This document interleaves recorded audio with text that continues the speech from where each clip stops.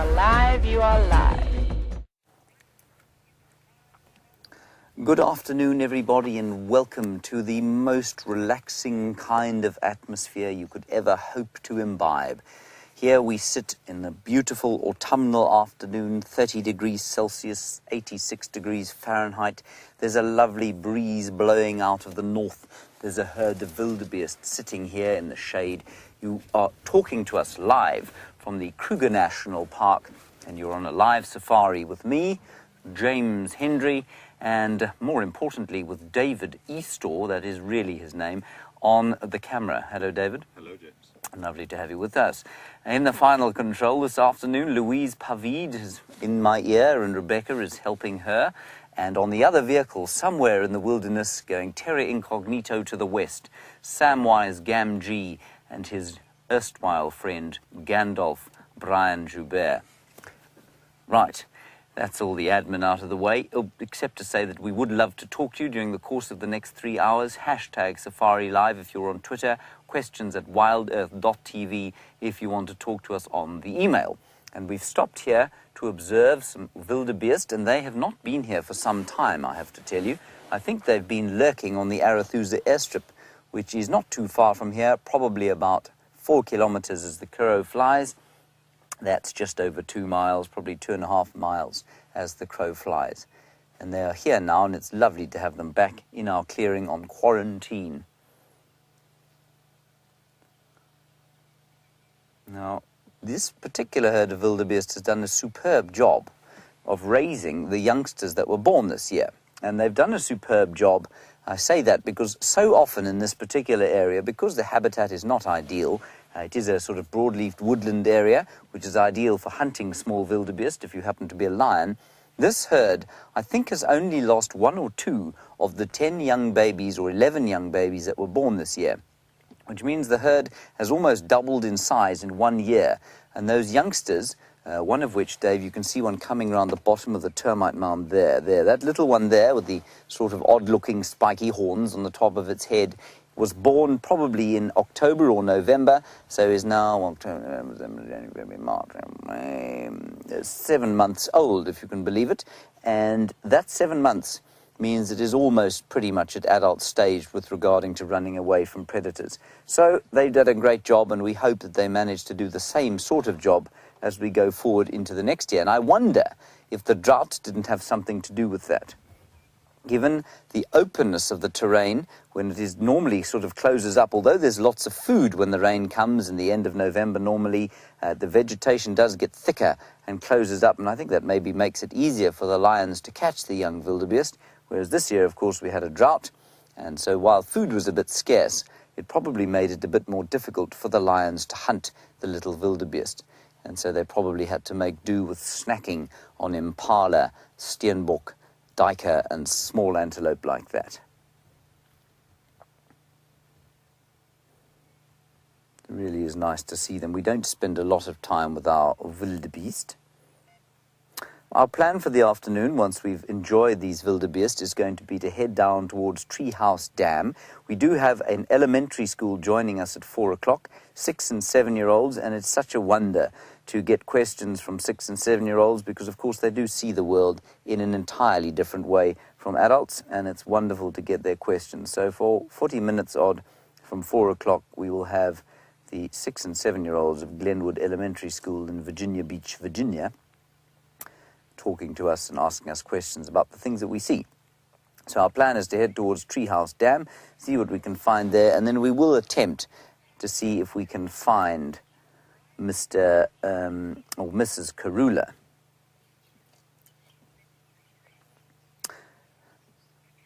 Now, Katrina, you are going along with this sort of amusing anecdote that we have of naming ourselves after characters from The Lord of the Rings.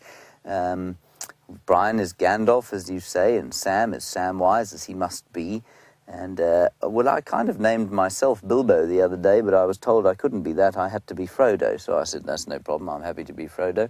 And then you've said, is Brent Aragon? Is he you're Aragon, aren't you, David?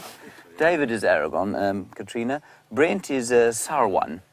Sauron. Brent is the evil wizard, and that's because he is not here to defend himself. So he is the evil wizard, and Aragon here is filming me with his bow and arrow tucked neatly into his back pocket.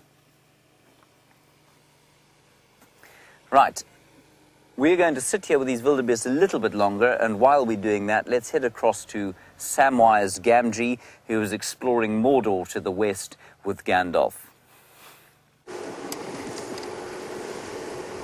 Welcome back for the sunset safari with myself and Mr. James Hendry. You have obviously Dave on the back of James' car, and we've got Mr. Bryan in camera with us, the woolly mammoth, I thought it was when I first saw it, but you can have your own understanding of that good-looking thumb this afternoon. We at the moment are heading off in a direction to see if we can find anything else, any plains games out here. Sorry, I forgot to introduce myself. I am Sam Chevalier. I am from Cape Town. I am a new presenter that has just started with WildEarth TV, and it's been about 3 weeks since I've been here, and I've had the most incredible start from seeing leopards. I saw a leopard this morning to the Birmingham males last night. We had them on the property for 4 days, and it was quite sad to hear them the passing away of one of the males. But that is the way in which life goes. And we heard a report that the way in which that male lion died was having a fight with a buffalo, and the lion received a puncture to the lung and died because of that. So that is one of the theories. I don't know if it's true, so please don't quote me on that.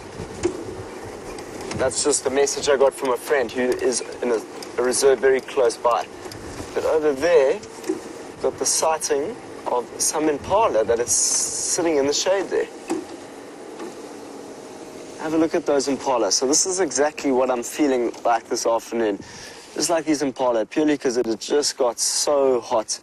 And these impala have come to look for some shade during the heat of the day. And if you were with us this morning, you would have seen that it was quite cold. I had my beanie on, I had my jerseys on.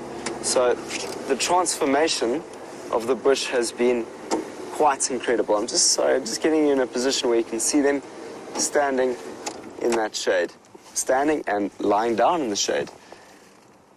It's not often you see impala lying down. At least I haven't seen impala lying down because of the heat of the sun for quite some time. But in the background there, you can also see what looks to be a grey hornbill. But it could also be either the red-billed or the yellow-billed, purely because it's in quite a distance and it's sitting in some shade.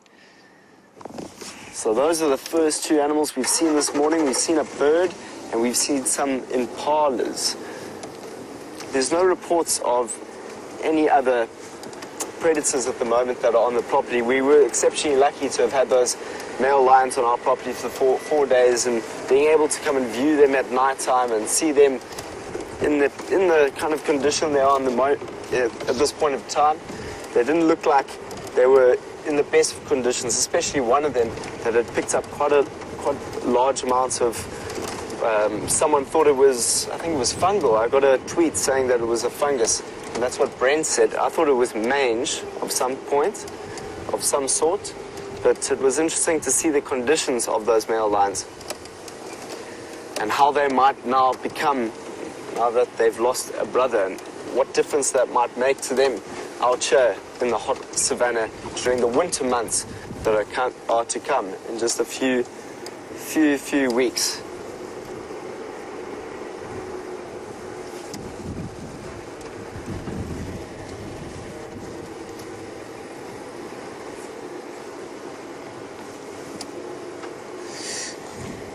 Louise, please can you go with that question again? My mic seems to be having a problem.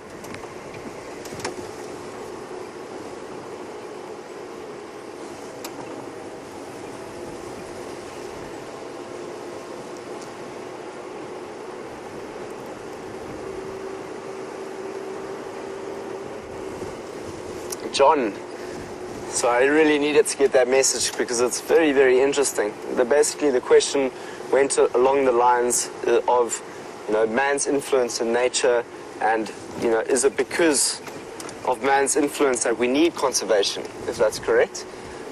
Yes, you know, and I think that the underlying part of that was, you know, what is it that man can actually do to make a difference, and is it because of our influence that we need to have such a thing as conservation? It's a really interesting question, and I've been wondering it for some time, is what is the influence that man can have? And over the last 3 years, I'm 25 now, and I've only really been able to study these sciences within conservation over some time. And it's been, you know, John, it's been really difficult to discern really what conservation is and what it means. But for me, it's about getting that holistic understanding from science to indigenous wisdom and the way in which we have an influence on the landscape. I think man has just become a little bit separated from its ecological environment purely because of a number of distractions, and I don't think it's a bad thing.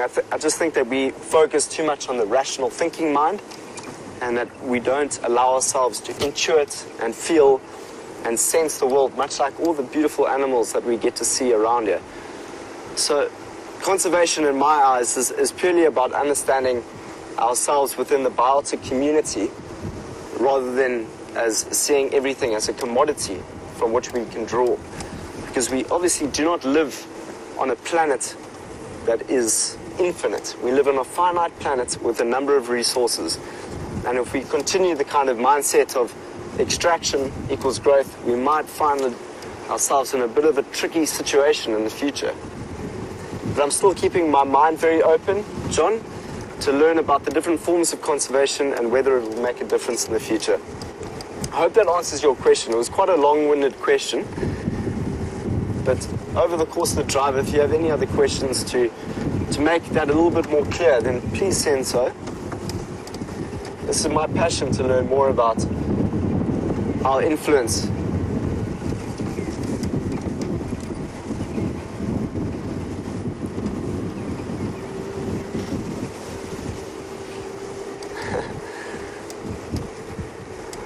Bryan's saying, is Samwise okay? It seems like he's looking a little bit hot and flustered this afternoon. Well, yes, we played a touch rugby game today. So we played 2 games of rugby over the last 2 days. And I am very hot and flustered. We played for about an hour, and I haven't played rugby in quite some time. So, yeah, so it's definitely from that rugby game. I've got a nice big bottle of water to try and rehydrate on my liquids that I need. But I'm also looking to go to Arathusa this afternoon, which is a place I just haven't yet encountered. I haven't encountered that wilderness yet. I've seen cheetah plains. Ooh, what bird was that? That looked like a buffalo weaver. It's got that similar flight pattern. We're going to see if we can find some birds today, and hopefully we will. But while we continue towards Arathusa, let's go and see how Mr. James Hendry's doing.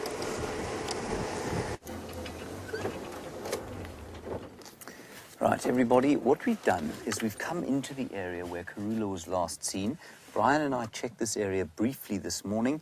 We just went to the side of this enormous tree in front of us, and we did get a quick glimpse of one cub, but the mother was not here, so we quickly turned around and came out again. What we're going to do while you are with us is drive up to the termite mound. We'll have a quick look around there, see if Karula has returned.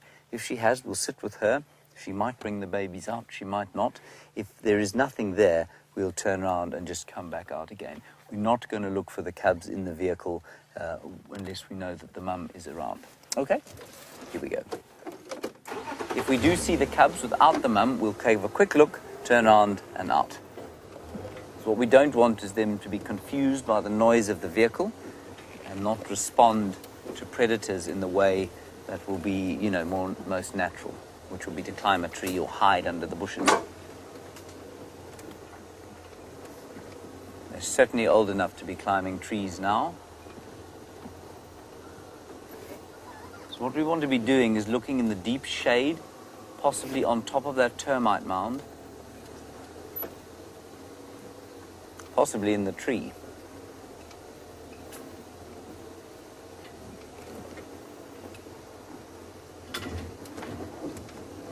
definitely worth just having a quick look here.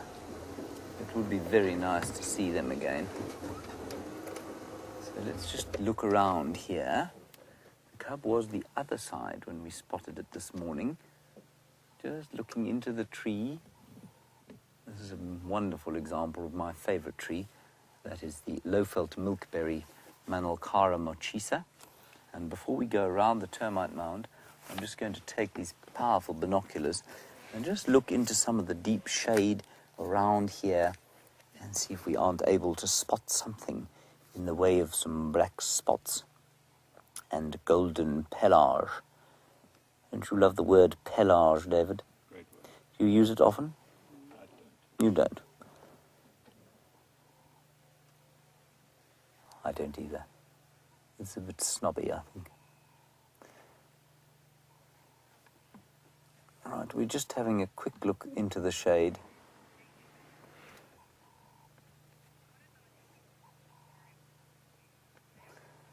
Now, nature is beautiful. I have to agree with you that the safari was very beautifully started by those wildebeest.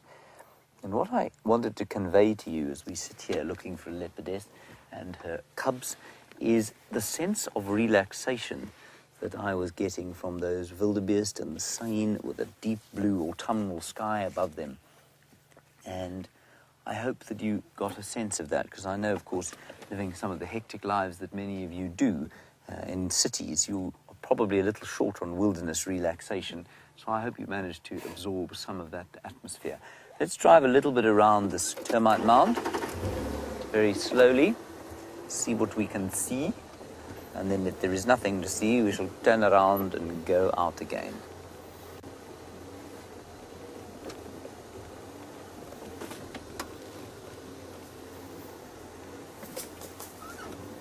Now, Karula, of course, will not react to the vehicles unless we kind of almost drive over her.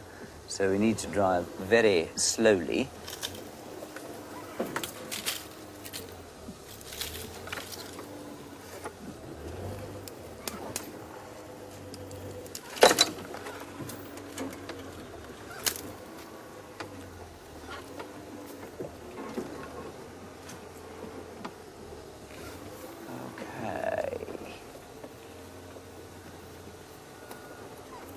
Stop here now, and we're going to scan the bush in front of us here.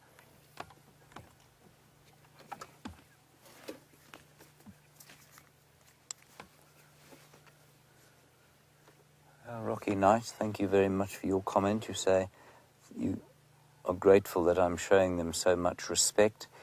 Well, yeah, I suppose it comes with experience, A, and B, it's just I guess it's the right thing to do. And the other thing, of course, is that so many of you have spent time with young leopard cubs on screen, and were I to step out of line, you would know immediately.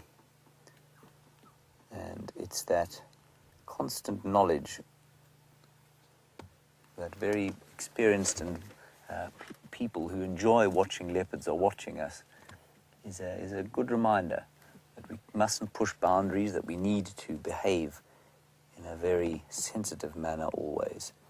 And I guess as I've got older, you know, young guides are often tempted to kind of push the boundaries a little more because the results are praise and adulation. But when you get to my advanced age, everyone, that sort of, you learn that it's not that important. Is it, David? I can see nothing here, everybody.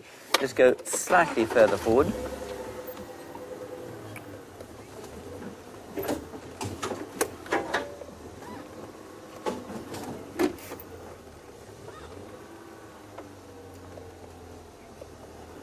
Now, Virginia, before we move too far away from where we were, you want to know about this termite mound that the tree is growing on. You want to know how the termites grow make such very large termite mounds.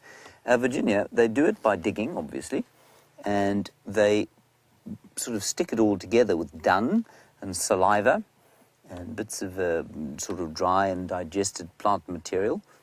And you know, these things, they are absolutely remarkable, these termite mounds.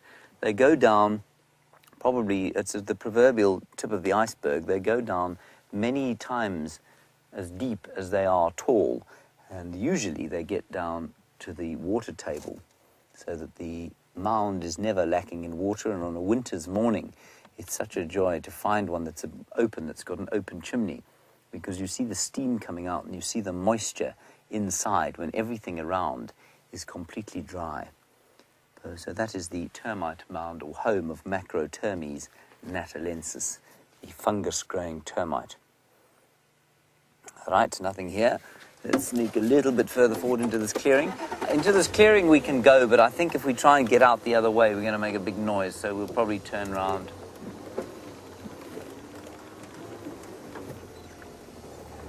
Looking for the queen.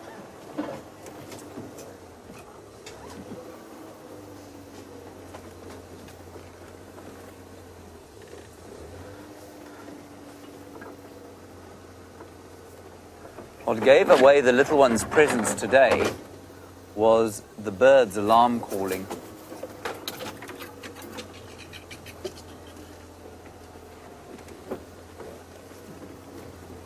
Right, we're going to have one last look once I get into this little clearing here, everyone, and then we're going to pack it in, I'm afraid. That's okay.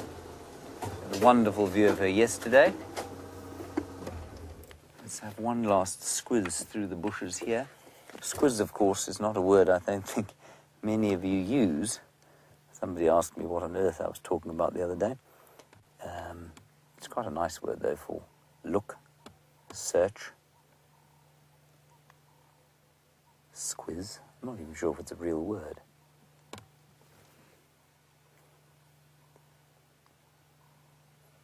Right, I'm pretty sure, everyone, that Queen is in here somewhere, or certainly that the cubs are, but I'm not prepared to drive around any more than we have. So that's our search done for the day. We'll come in and search every so often. There's actually quite a nice clear path out this way. The road's just up ahead there, so let's go out that way. Again, very, very slowly.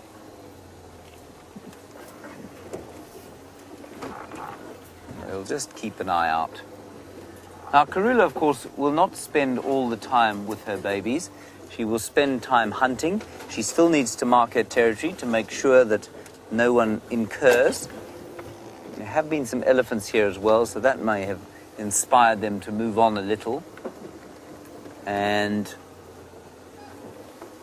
so she'll leave them here. And it's remarkable how we had lots of lovely discussion yesterday about what they may or may not do by instinct. Does she teach them what to be afraid of? Does she teach them what to move away from? And I think the answer is largely no. You know, she disappears, and they know when they're in danger. They know what to stay away from. They'll stay away from anything they're not used to. And certainly we saw yesterday that they were not comfortable around the vehicles until she was around.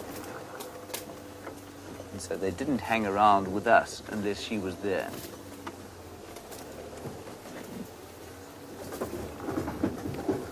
Okay, now I keep hoping that we're going to spot some spots under the thickets here, but nothing as yet. I didn't see her tracks crossing the road, so we'll just keep an eye out for them.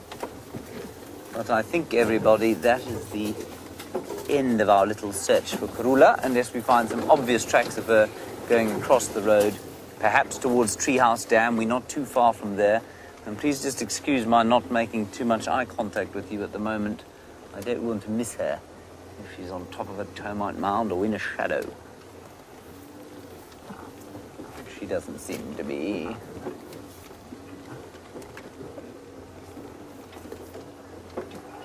But what is very exciting, of course, is that she's now seems to be keeping the youngsters here on Juma, as opposed to in Little Gari, which is down the road. Okay, we're going to pull out onto the road now. While we do that, let's go across to Sam and see what he's doing.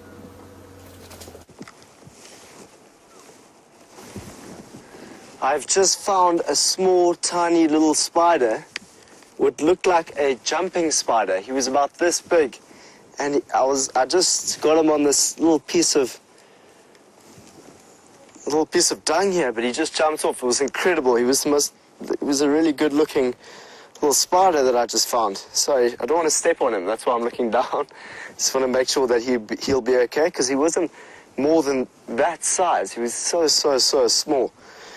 But anyway, we didn't get to see that little spider, the jumping spider, but here we are. We're in Arathusa. So I've taken the courage and I've decided to step onto the land of Arathusa and explore and see what we have. And we've just literally driven about 50 meters, and I just said, Bryan, look how strong these elephants are. I mean, they just pushed down this whole tree. This whole tree is pushed over, and you can quite clearly see that it was the elephants. Well, their dung is right over there. If you see at the bottom over there, got the dung there. But why I also really wanted to stand here at this sighting was to have a look at the fungal networks and the root systems of a tree. Sometimes the root systems of trees can actually be 10 times the size of the tree itself in terms of all these networks that are out here. And these roots will be digging deep into the earth, trying to collect as many nutrients, both water and nutrients, that it needs in order to survive. So I just thought that the elephants have painted us a nice picture here to see the way in which they can influence the land, and we can see what the world is beneath the soil.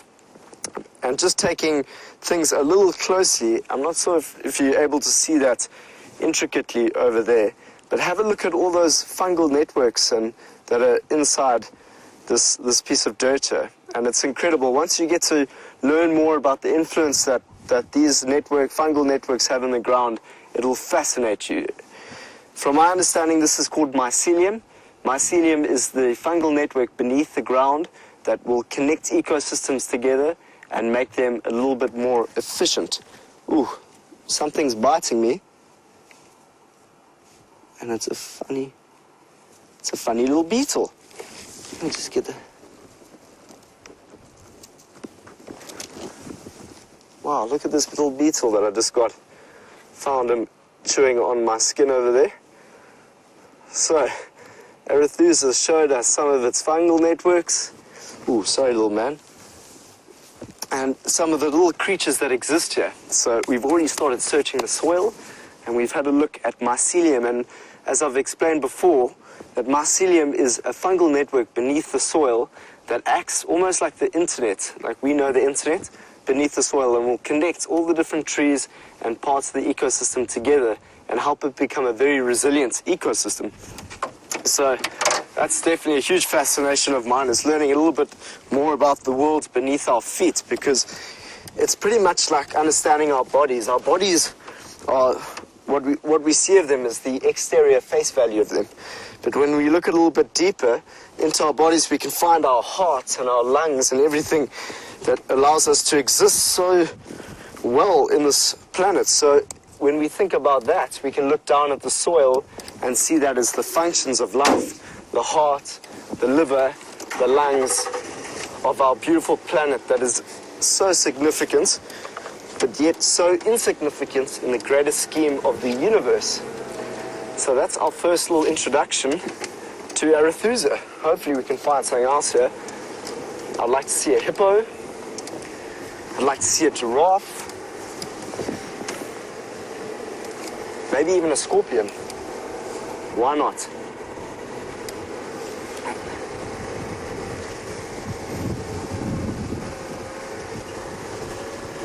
Have a look at the orange in these trees over here.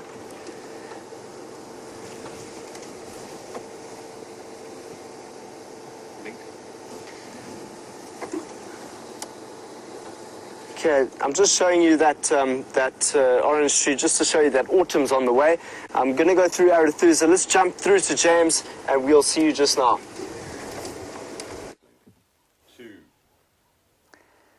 Good afternoon. The Glenwood Elementary School of, well, youngsters, 6 and 7-year-olds, new champions of the wilderness. Welcome on our wonderful little excursion safari here in Africa, if you can believe it. We're coming to you live all the way from Africa. And you're in Mrs. Stay, and the other one's gone out of my mind. Altman. Mrs. Altman and Mrs. Stay's class of 6 and 7-year-olds at Glenwood Elementary School in Virginia Beach, Virginia. It's lovely to have you with us. I'm standing here, everybody, on a huge castle of clay. And this is the home of millions and millions of little animals called termites. And I'm pretty sure that most of you know what a termite is, because in the United States, of course, you have tremendous trouble with termites eating your homes, eating your decks and eating your furniture. Well, these are slightly different. They don't tend to eat too much of what we want to live in, out here, but they are the same kind of animal. So even out here in Africa, we have some of the same things that you have all the way across there in the United States of America. It's very nice to have you along, and please remember that you can talk to us during the course of your lesson. My name is James. David is on camera with me today, and it's lovely to have you along for the next half an hour to 40 minutes. This special thing here, which looks like a great big feather duster, sorry, it's a bit close to you, is called feathered chloris, everybody. You don't have to remember the name, but you just have to remember that there are lots and lots of different kinds of grasses that we get here in Africa, and this is one of the most pretty. And they like to grow on these castles of clay where the termites live. Okay, let's take a little drive down the road here. There's some water up ahead. It's quite a hot day. It's about 86 degrees Fahrenheit today, so maybe there'll be some animals drinking down there. Now, the area that we're in, I don't know. I know that you're all quite young, but maybe your parents have told you, or Mrs. Altman and Mrs. Stay have told you about Yellowstone National Park, which is a big national park in the United States. Well, we're in a similar kind of area here, but all the way in South Africa. And this is called the Kruger National Park, and it's one of the biggest national parks in the world. It's much bigger than Yellowstone even. And we like to drive around here every day, examining the trees and the birds and the amazing animals that we have out here.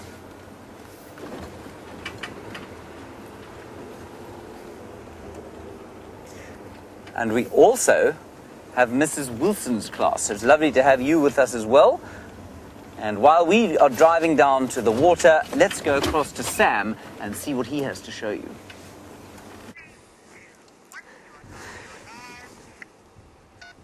Good afternoon, Mrs. Wilson's class from Glenwood Elementary. We are sitting here with a kudu. As you can see, there's one there, there's another one just to the left of it, and there's even another one just further away, but I don't know if you can see that. Kudus are exceptionally good at camouflaging themselves. I didn't actually manage to see them until I saw them moving, and that's when I saw the kudu. So they are incredibly well camouflaged out here in the bush.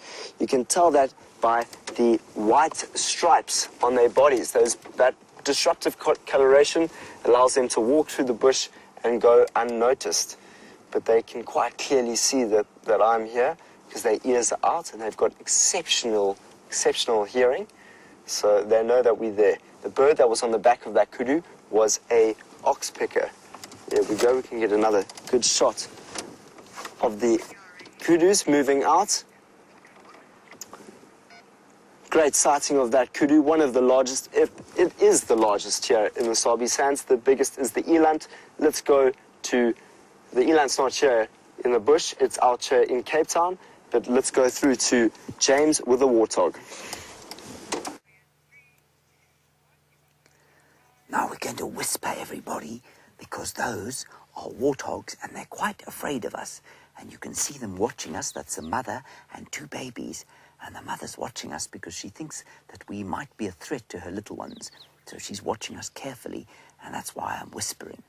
They're quite a long way away from us, and they were just drinking at the waterside when we arrived, but then they ran away because they're a little bit nervous of human beings.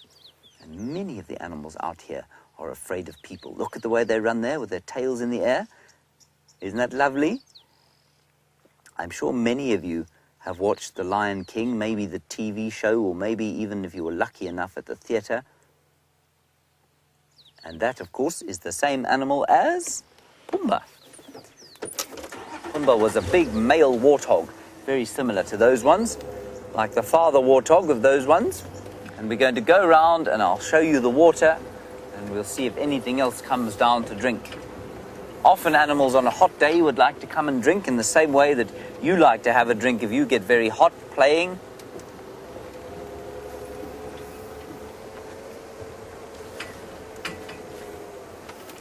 Hello, Kylie. What a very clever question. You are interested in cheetah and how they manage to run so very fast. Well, Kylie, first to say just to everybody else in your class, in case they don't know, a cheetah, of course, can run at 60 miles per hour. That's really, really fast. It's much faster than someone like Usain Bolt can run, for example. And how they manage to do it, Kylie, is that they are very, very flexible. So they have, well, they've got lots of different adaptations. We'll just quickly stop here and I'll explain it to you. A cheetah, everybody, has a back that is able to bend. So you've probably got dogs and cats at home. A cheetah's back is longer and it's able to bend much more than your dogs and cats, which means that when it's running, it can stretch much further. So that's one of the things that it's able to do. It's also got very strong back legs, so it's able to push itself at a great speed. I'm just going to turn my radio down quickly. And then it's got lots of other adaptations. It's got a very small head, unlike a leopard, which has a big head, and so it doesn't carry too much weight on the top of its skull. And it's got, like running spikes, many of you will know that top athletes wear shoes with spikes on them. Well, in the same way, a cheetah has got claws that stick out while it runs, and that helps to give it grip while it's running along. And then, because it's so fast, it has to have some extra help to steer, because it's running at such a speed. And it has a very heavy tail that it swings from side to side, and that allows it to swing and chase the antelope down that it wants to eat. Very nice question. Thank you, Kylie. Not much down here coming to have a drink. I'll just quickly see if we can't find a terrapin. And many of you, I'm sure, will know what a terrapin is. It's like a freshwater turtle. I can see a few of the terrapins' heads sticking out of the water, but nothing very nice to show you, I'm afraid. You see any, Dave? No, nothing there. Let's keep going. Justice, lovely question about cheetahs. You want to know if anything has ever been chased by a cheetah? Just at any one. Justice, cheetah are not dangerous to people. And you know, back in prehistory, there was a nasty fellow called Genghis Khan, who I'm sure your teachers will tell you about one day. And Genghis Khan lived in Asia, and he actually kept cheetahs in the same way that some people keep dogs. And they helped him to hunt for antelope and things like that. He wasn't a very nice fellow. But what it means, that story tells us, is that cheetahs are actually really good with people. They don't mind us too much, and if you spend enough time around them, they will allow you to walk next to them, and they're not a threat to us. Whereas the leopards and the lions and the other big cats, of course, we generally stay away from. They're generally very afraid of us. We can view them very comfortably in the vehicle, but on foot they don't like people to see us on foot. They become afraid of us, and of course, during the course of your lives, you will learn that animals are not dangerous. They are potentially dangerous. And this is an important thing for you to remember, that animals are only dangerous when they feel scared.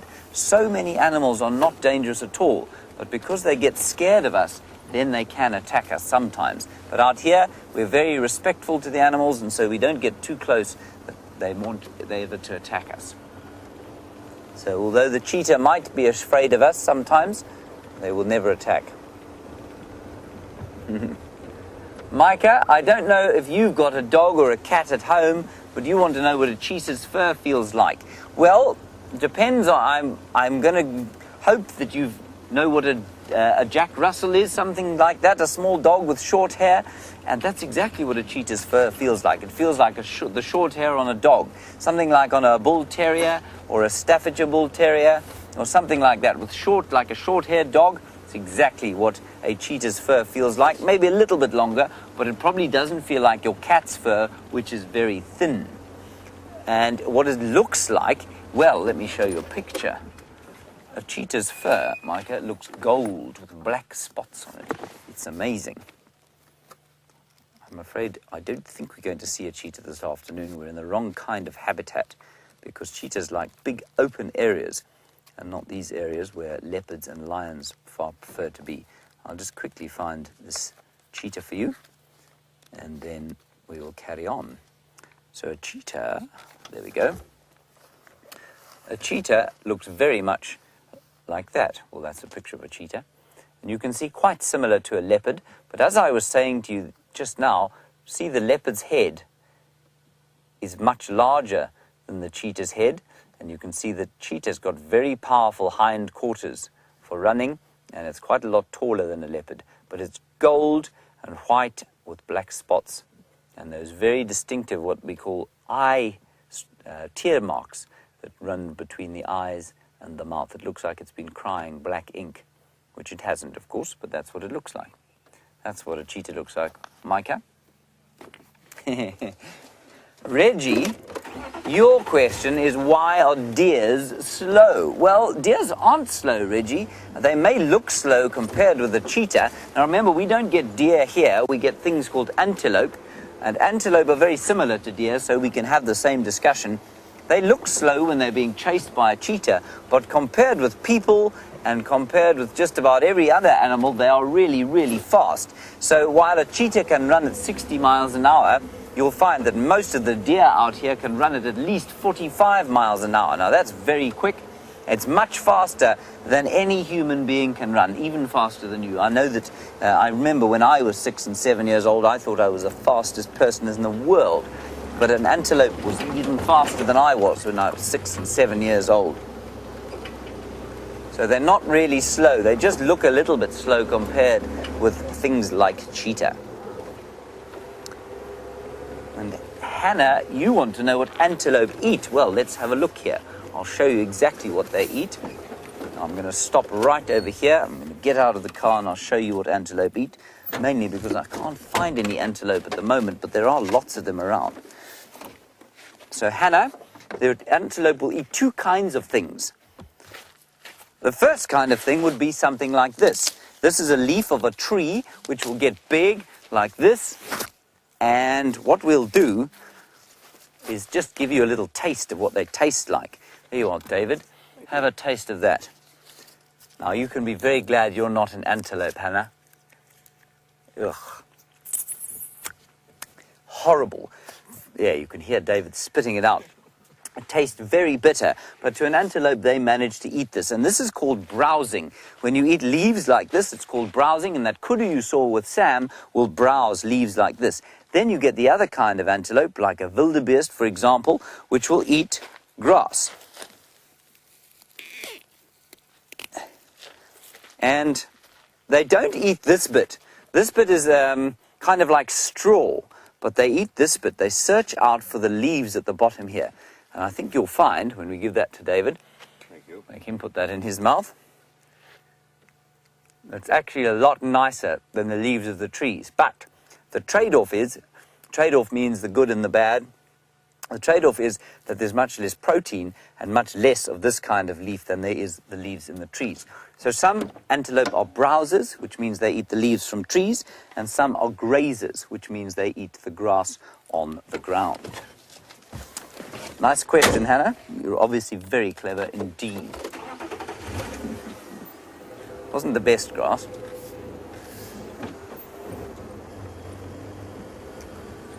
And anon, we saw those warthogs, and you want to know what they eat. Well, they eat leaves and grass as well, mainly the grass, but they also eat roots. So everything out here will be eaten by something. And a warthog very cleverly is able to get at the roots of the grasses that we get here.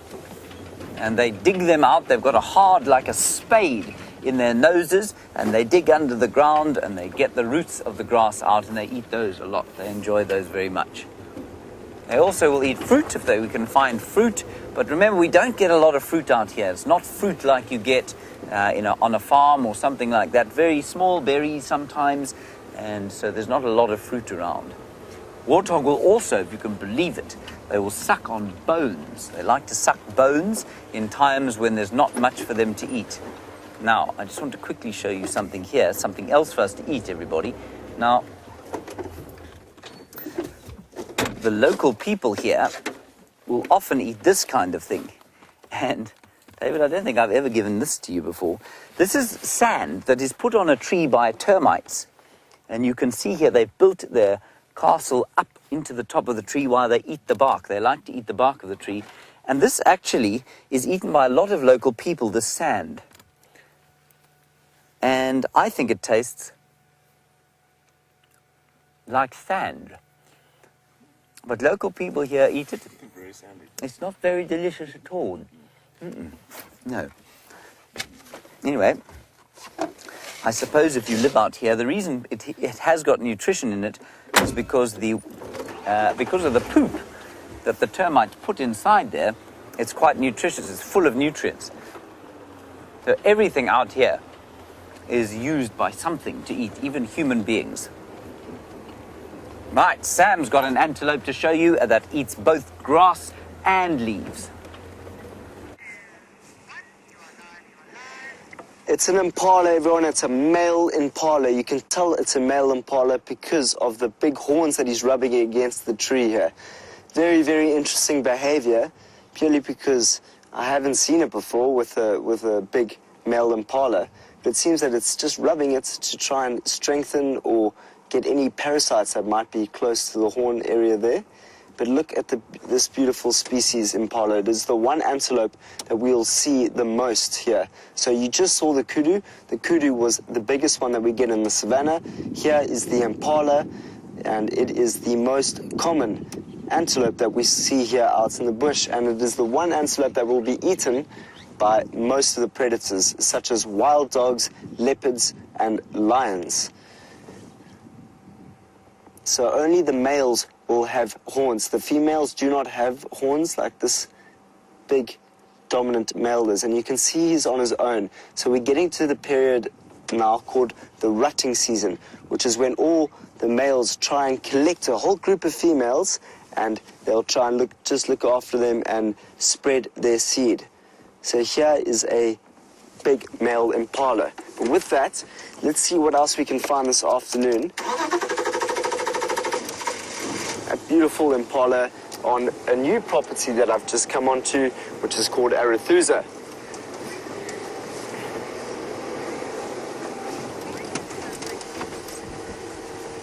Daniel's asking, why do termites eat wood?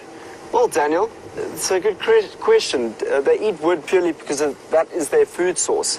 That is what they do in order to reproduce. They eat the termite, they eat the wood from barks, and that's just the way in which they eat, from carnivores that eat meat to omnivores that both eat meat and both eat grass. A termite likes to eat the wood from a tree. And you'll often find them, I'm sure you find them in your house, Daniel, where you see termites all over your house eating some of your wood. It's not very cool. I don't know, whereabouts are you from? Where is Glenwood? I would love to know where Glenwood is. You're probably wondering what this device is in my hand.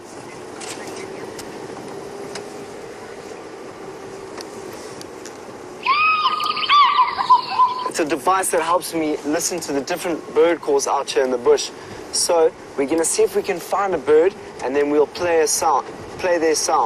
And the one that I want to find is a hornbill. So we're going to keep our eyes open for the red or yellow-billed hornbill. And if you've seen The Lion King, that is the main bird from that movie. Zazu, I think the name was. Zazu from The Lion King. We're going to keep our eyes open. James is with an egret. Let's go and see it. Now that, everybody, is a very beautiful bird that we don't see very often here. It's called an egret. And that particular egret is called, excuse me, is called a great egret. And he's great because he's so tall. He's the tallest egret species. We get 3 or 4 different kinds, and that's the tallest one. And the bird that you may have seen that looks same is a heron.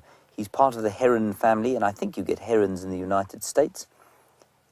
And that's what he is. Whether you get them in Virginia Beach, Virginia, I couldn't tell you. But he's waiting to eat frogs and fish in this little pond of water. And you can see that the pond of water is running out of water, and that's because we are going into our dry season. That's our winter. So while you're about to get into your summertime, we go into the winter. And that's because we are on the southern part of the world, and you are on the northern part of the world. So when you're in winter, we're in summer, and when we're in winter, you're in summer. I think I said that twice. When we're in summer, you're in winter. Isn't that pretty? Okay, we're just going to pop over the top of the hill here. There's some other water just over the top of the hill, and I'm hoping that there might be a buffalo there. It would be very nice to show you a buffalo. We don't have very long, so let's move quite quickly.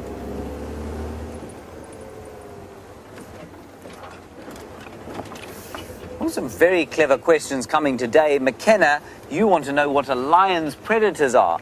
McKenna, a lion really out here doesn't have any predators other than other lions, but they do fight with hyenas, and I'm sure those of you who have seen The Lion King will know what a hyena is. That's not to say that hyenas are evil. That movie was wrong. Hyenas are not evil at all. They're very lovely, but they do fight every so often with lions over food. And that movie was The Lion King, of course. Right, I just want to quickly check here if there's some buffalo. I don't see any, but there is an impala just down the road there.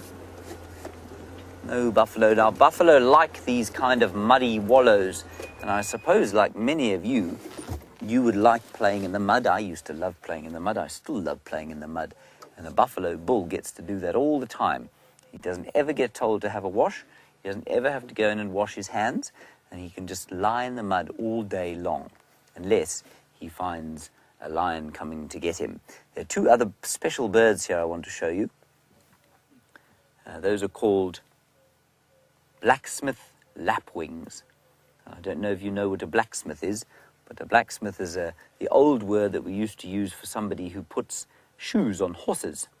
And you'd think, why on earth is this bird called a blacksmith lapwing? Well, it's because when he calls, he goes ding, ding, ding, ding, ding, ding, ding. And that's the same as the sound of the blacksmith's hammer hammering out a horseshoe. Maybe you can all do that in the classroom together and go and tell your parents at home when you get home that a blacksmith lapwing goes ding, ding, ding, ding, ding, ding, ding, ding, ding.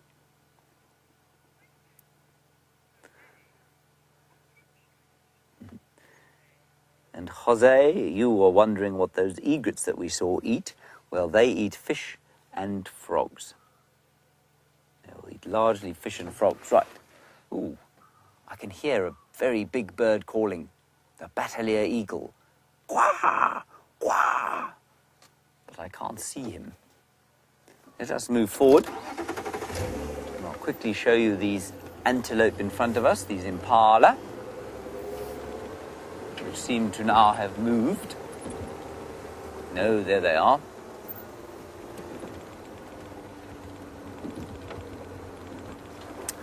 Oh, Kylie, another very clever question. Let's watch this impala ram quickly.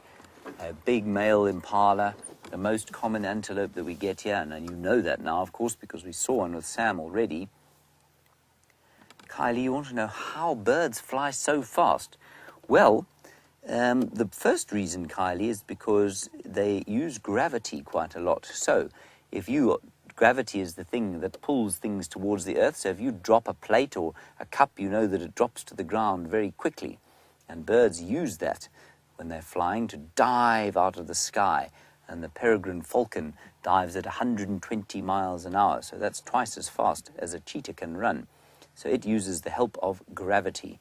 Otherwise, birds use very specialized wings, and they flap their wings, which pushes the air out behind them. So it's a little bit like a jet engine. They push the air out behind them, and that helps them to go to top speed. But I think you'll understand that better once you've done a few years of science.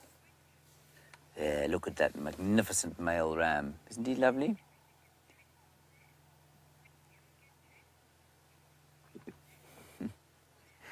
And Wyatt, I think I made a mistake by saying everything gets chased out here, and would we get chased out here? Wyatt, we don't really get chased, no. And we don't get chased because we are not seen as a threat to animals. So most of the animals will run away from us, Wyatt. And then something like that impala will be chased by cheetah and leopard and lion. So it's nice not to be an impala. But as a human being, most animals are afraid of us. And so they will run away from us. We won't get chased out here unless you really irritate an animal. It's possible to make an animal very cross that it will then chase you. But we try very hard not to do that. Samantha, another very, very clever question, and I'm going to show you the answer to your question, hopefully. I'm going to stop here, Dave. I know this is not ideal for the angle. Right, Amanda, you are interested in how it is that snakes manage to shed their skin. Well, have a look at this tree here. Now, I just need to make sure that I don't make Dave fly off down the road, because because we are parked on a very steep hill here. Amanda, if you look over here, what you can see is some very nasty looking thorns. Now what a snake will do is climb up into a tree like this, and I'm just going to plug myself in case there's some more questions. Hold on, everyone. There we go. A snake will climb up into a tree like this, and then what it does is it rubs its nose on one of these thorns. And they're very, very sharp. I mean, they draw blood from a person. I'll show you. And the snake will rub its nose on the thorn, and that will hook the skin. And then it wriggles and wriggles and wriggles and wriggles, and it comes out of the skin. And then it catches the skin on the other thorns, and it eventually wriggles out and climbs down the tree. And it leaves its old skin on a tree like this. And so that sometimes, or quite often, we find them hanging, skins hanging on a tree like this. And this particular tree is called a knobthorn tree. That's how they do that, Amanda. You wouldn't want to get your hands stuck in a tree like this. Very, very nasty thorns. Good question. Let's carry on. Hopefully find you some more animals.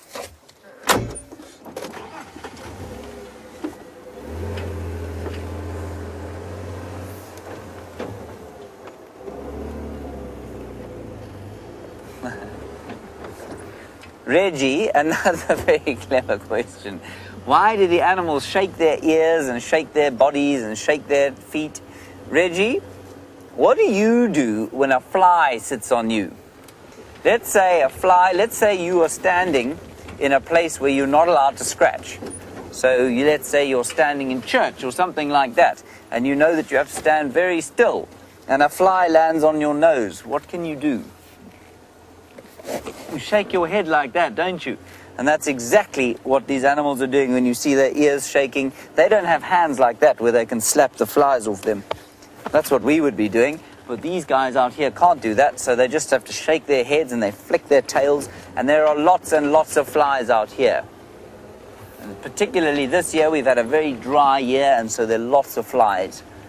Dave and I have a tough time with all the flies out here.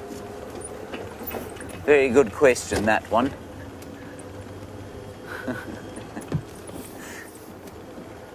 Just hoping we're going to find you one or two more animals. We'll go around the corner here and see. Otherwise, we'll show you some more wonderful plants that we get here. Jose, what is the prey of an antelope? An antelope preys on grass and leaves. So an antelope only eats grass and leaves, doesn't eat meat, so it will never try and catch a person, or it would never try and catch another antelope or a reptile or a mouse or something like that. They only eat grass and leaves, and sometimes, if they're really, really hungry, then they might suck on a bone. They'll find an old bone in the bush here, and they'll suck on an old bone. And there are lots of old bones around here, of course, because the lions kill things, and they don't always eat all of the bones.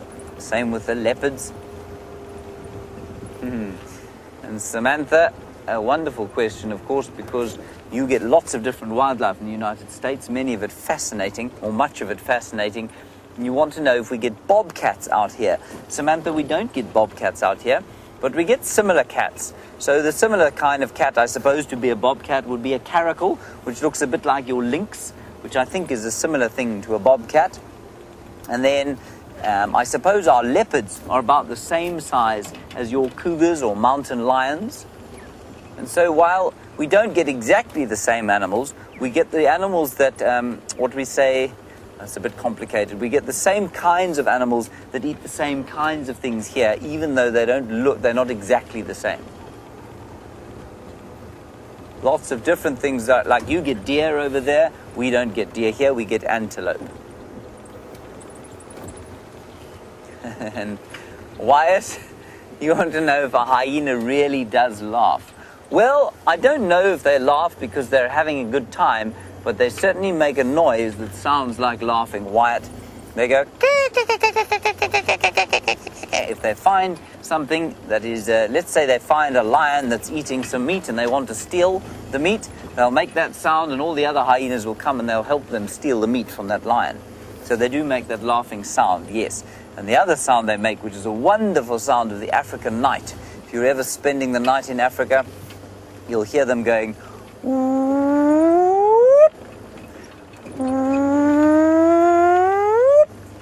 That's a lovely sound. You can go and tell your parents about what the hyena's sounds make. Do it especially around the dinner table. It's the best place to do it. All right, little fellows and gals in the Glenwood Elementary School, Mrs. Wilson, Mrs. Altman, and Mrs. Stay. Sorry we didn't get to all of your questions. We will hopefully take you on another drive sometime very soon. But we're going to say goodbye to you now. Wish you all the best for the rest of your day. And go home, tell your parents about Africa, and hopefully you'll come and see us out here one day. Bye-bye.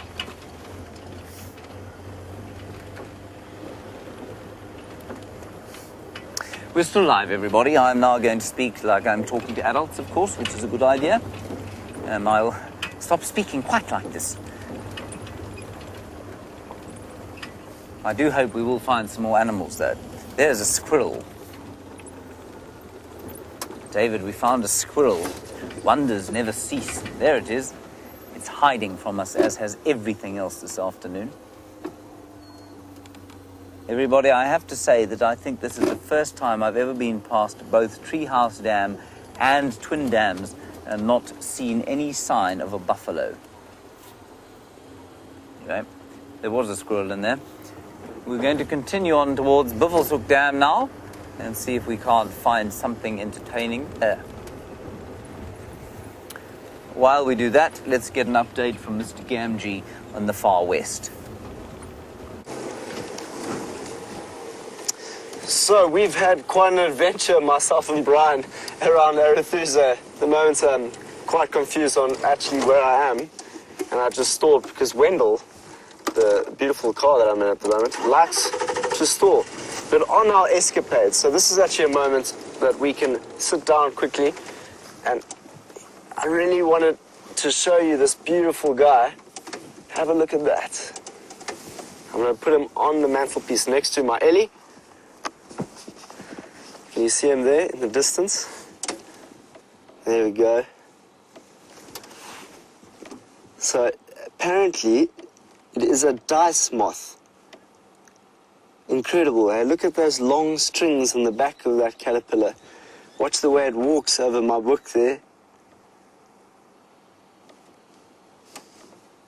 Very, very cool. A dice moth that will then pupate and turn into the most incredible looking moth out there. I've never seen such a unique design. Really, I've never seen that. And I'm just trying to see why it would use those things in front of it. It seems that it helps him with sensing. Look at that. That's incredible. Shame, don't go too far there, my man. That's suicide. Let's not do that. Let's go. So that was very, very interesting to watch. He's tapping the front of those little things here to help him feel his way. So that is a very, very clever adaptation that it's created in order to make a more efficient way of moving around the bush. He's able to see where he's going. I think it's an amazing thing to have seen. I'm just going to move it. I'm going to go put it somewhere where he will be safe and out of the beak of a hornbill, because I'm sure a hornbill would love to eat that beautiful creature. I'm just going to give you one last look, just because I think it's so cool. Look at that guy. Wow.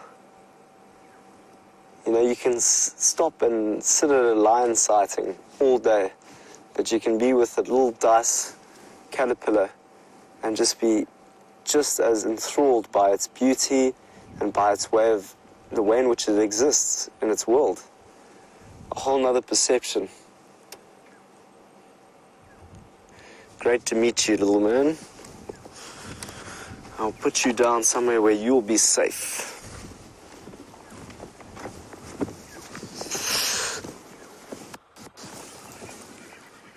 There we go. There we go.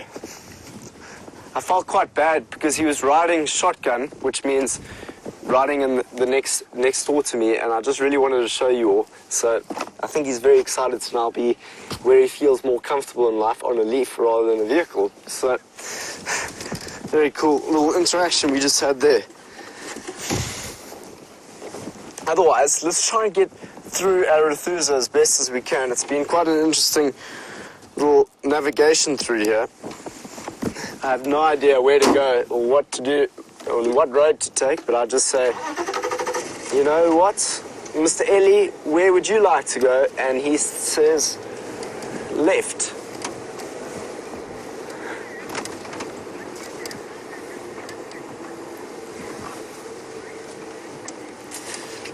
Nora's asking, what is it about that little elephant and why have you placed it over here? Well, Nora, it's something that, it's actually my dad's. It's my dad's little elephant, and he either gave it to me or I took it from the counter at home. I can't remember how I actually received it, but I just took it. There we go. Just watching out for the leaves here and the trees. We don't want to be damaging any technical property. There we go, all good. So I just found it somewhere at home, and I just thought, you know, he deserves to come on an adventure with me to the Sabi Sands. So he's on the same mission that I am on, and I've decided he should sit on the front of my car and help me navigate myself through this bushveld. I haven't got a name for him at the moment. I think I'm just going to call him Mr. Ellie. And he's helping me navigate myself around Arathusa. As well as Bryan, of course.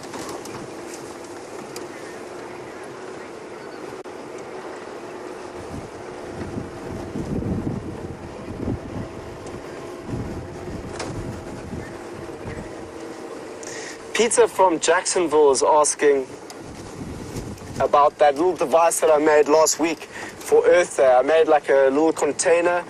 It wasn't a container, it was a plastic bottle. If you can imagine a 2-liter plastic bottle, and I got a wet cloth, and well, I cut the plastic bottle in half first, and I placed the top side inside the bottom, and then got a piece of cloth and put it down through the bottom of the top. So if that makes sense, I think it's best to just go look on the video. You'll see the video on SafariLIVE on our Facebook page, and you can actually see it. The question that Peter's asking is how high you should put that cloth. Well, it's all very determined on what and how big your container is. So if it's got a large container, you know, you want to fill the water up to about that big, that much, and then have the string or whatever cloth you have to go halfway through the water, halfway. So it's sitting halfway.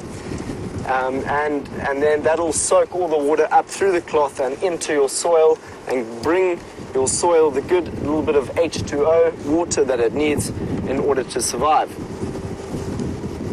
So let me know what plants you actually end up planting there. And it's so easy to do. It took me literally 2 minutes to do.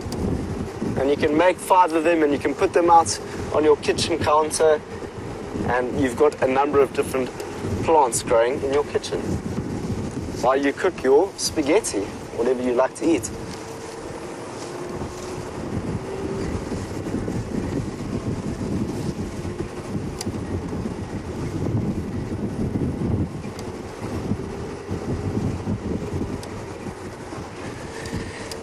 Aaron from New Zealand's asking, okay, Mr. Ellie said go right, so we're going to go right. Aaron from New Zealand was asking, Sam, have you always been interested in conservation, or did something spur your interest in it? You know, Aaron, I studied environmental development when I was at university, and I studied sustainability purely because, you know, my parents had a massive influence on me. My dad is a filmmaker, and he does films such as Bloodlines. He did that film, and he does other films around South Africa. My stepmom is a presenter for the BBC. Her name is Michaela Strachan, and she's been amazing. She's also a presenter, so she's been helping me with my presenting.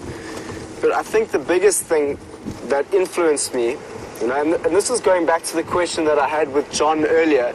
You know, I don't think I answered it well enough, purely because I wasn't ready to answer that. But the thing that's influenced me so much is You know, what is our relationship to the natural world, and why is everything dying around us and no one really cares? Not that they don't care. You know, do we not realize that the natural world is what supports us? You know, not industry, not the industry that we create that supports us, but the actual natural world itself is the mechanism that supports us. So it was that question: what is our connection to the natural world that allows us to live so well out here? You know, from the oxygen we breathe to the food we eat. Anyway, so I hope that answers your question, Aaron. We're going to go and have a look at what Mr. James Hendry is up to this afternoon.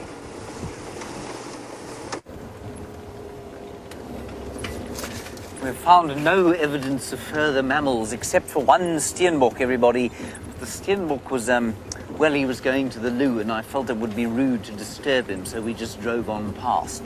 Other than that, not one mammal. We're heading towards Buffelshoek Dam, where with any luck there will be some sort of activity. Lots of hornbills about, but it is a wonderful afternoon. Sort of cool, well, not cool, it's warm, very pleasant. You can see the sun starting to duck below into some fairly hazy western horizon. We should be in for a wonderful sunset today, so that's something to look forward to. And it's just very pleasant being out here. As we so often say, you never know what's going to be around the next corner. Sometimes everything. This particular corner, David? Nothing.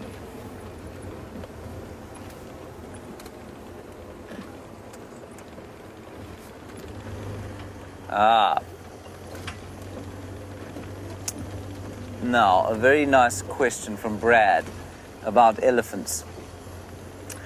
Brad, while we're driving towards Buffelshoek Dam, and hopefully there will be some elephants there, you want to know about approaching elephants and how they should be approached. And should you ever let an elephant come towards you? And at what point should you not start the vehicle and cause a ruction? Brad, there are no rules. There are some things to look out for, but it is experience largely that will tell you how to respond in the face of an elephant. So, there's a kudu. Can you believe it, David? There's an actual animal here. Good grief. Brad, I will get back to you. This kudu will no doubt run away as soon as we put the camera on her. No, she hasn't. Look at that. She's like a Kardashian. Loves the lens. Not so much so that she hasn't hiding behind a tree, though. There'll be some others. Well, there is one with her. Let me just sneak a little bit forward. Brad, I will get back to you, I promise, because you ask an extremely valid question. And people debate precisely what you've asked, even though they work in this area. Sorry, these guys are behind a tree. We're going to leave them. They're lurking behind a tree. I don't think we're going to get a good view. There were 4 young kudu females there. Brad, should you let an elephant approach you? Well, it depends entirely on its body language. If it's, to be slightly facetious, if it's running at you and with its head down and bellowing, then no, because then it means it's very upset with you and it will probably do you some harm. If, as so often is the case here, you happen to be sort of in the direction that it's moving and it walks past you, it doesn't take any notice, then yes, that's absolutely fine. Now, in between those two extremes, where an elephant is charging you in order to make you, make you dead, basically, or just approaching you because it wants to, oh, look at this action stations, David, there's a warthog.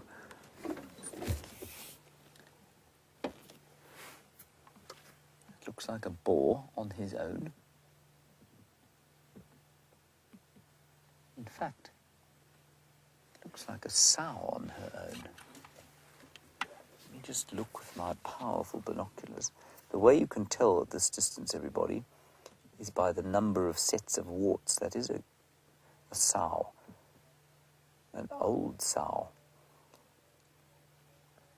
And you can only see 2 warts just next to the eyes. Indeed, it is a sow with very large tusks. She's got very large tusks for a sow. Always liked a sow with large tusks, haven't you, David? She's an impressive warthog, that. Right. on to Brad's question again. So, between the extremes of a charging elephant and an elephant that's just walking past you, there are a number of variables you need to look for. If an elephant is coming towards you and it then turns and shakes its head, it's saying, you're kind of in my space, I'd kind of like you to go away or just increase the distance between us and you. If it walks towards you, kind of looks a bit, and then goes away again, well, then it's probably saying a similar thing, but deciding to increase the distance between you and it anyway. Now, people will tell you animals are unpredictable. I don't believe that they are, in the same way that I don't believe human beings are unpredictable, if you know what their background is, or if you know what sort of things affect them. And elephants are the same. So if you know what the elephants have experienced, if you know how to look at their behavior, then you can let them get very close to you. You can let them walk almost straight around the vehicle. And I mean, Jamie had an amazing sighting the other day with that virtual reality rig there, where she stopped in the road and a herd of elephants that was completely relaxed came straight past the vehicle. Didn't look at her, didn't pay her any attention at all. And in the Sabi Sands, you can do that. There comes a point, and people will tell you that if an elephant comes to within a certain distance, you don't want to start the engine because you can give it a fright. That is true. But the rule of thumb, if you're inexperienced and perhaps you're going to come to the Kruger Park and drive yourself around, if you feel uncomfortable and if you feel the elephant is uncomfortable, yes, starting the engine might give the elephant a fright. It's not going to suddenly trigger a charge, though. Starting the engine will make the elephant react, which can look quite scary. But increasing the distance between you and the elephant is always, always, always going to de-escalate a situation that may have resulted in conflict. So, Brad, I mean, we could chat about this for hours, and it's a fascinating subject around every campfire in Africa, about how to approach elephants and what the best way to be around them is. And, yeah, great question from you. Thank you.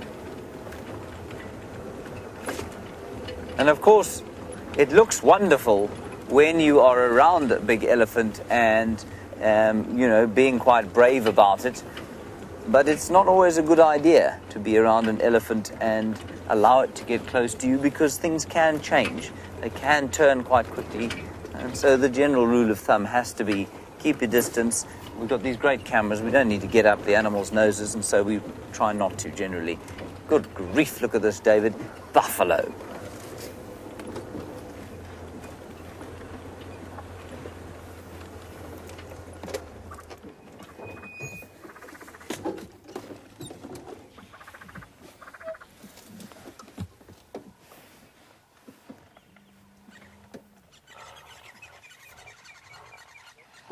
Ooh, here we go. Buffalo charging through the bush.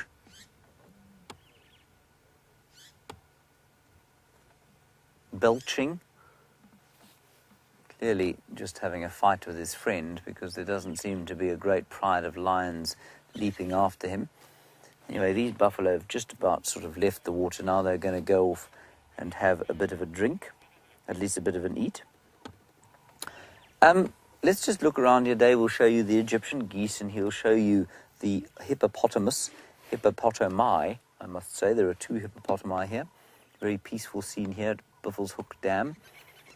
And Bethany, while we do that, I made mention of the fact earlier that we found Karula's cub today because the birds were alarming at her, and you say, it's such a tiny thing, surely can't be a threat to birds, so why would they alarm call?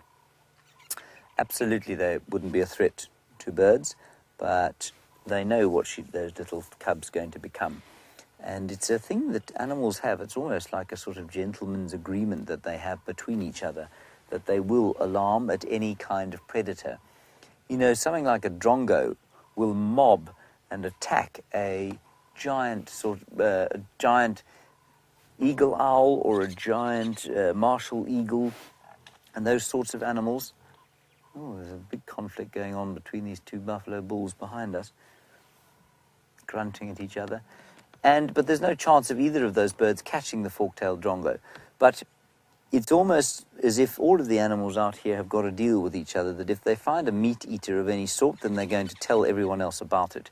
And that's basically what those birds were doing when they saw that little cub.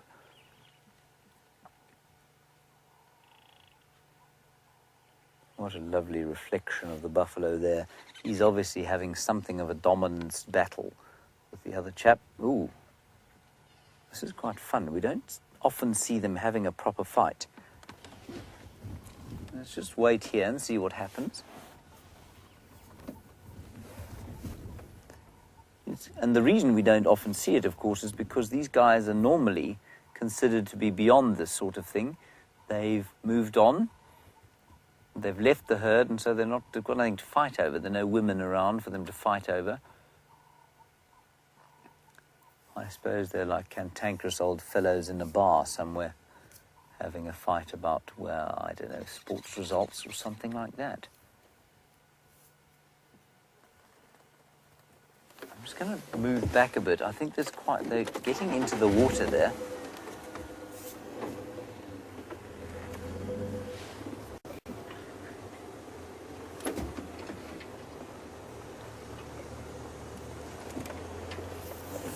Just going to move in here.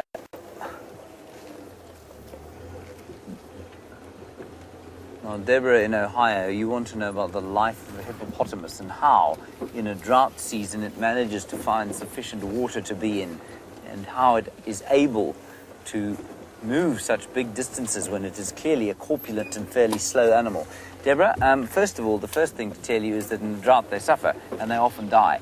And there were lots of dead hippo in the Kruger Park during this last drought that we had, and I think there will be further dead hippo as we go into the dry season. So they don't always manage to find water to stay in. Sorry, David, leveling is going to be a little difficult. But they can move big distances. You read about distances of 50 kilometers in one night, and so they can move quite far, but they do suffer. And it's the younger ones that suffer during the droughts, of course, because it's the territorial bulls that toss them out of limited water. So, Deborah, I hope that answers your question. They're not slow at all, and I mean, I know they look like they can hardly move, but they're actually relatively fast.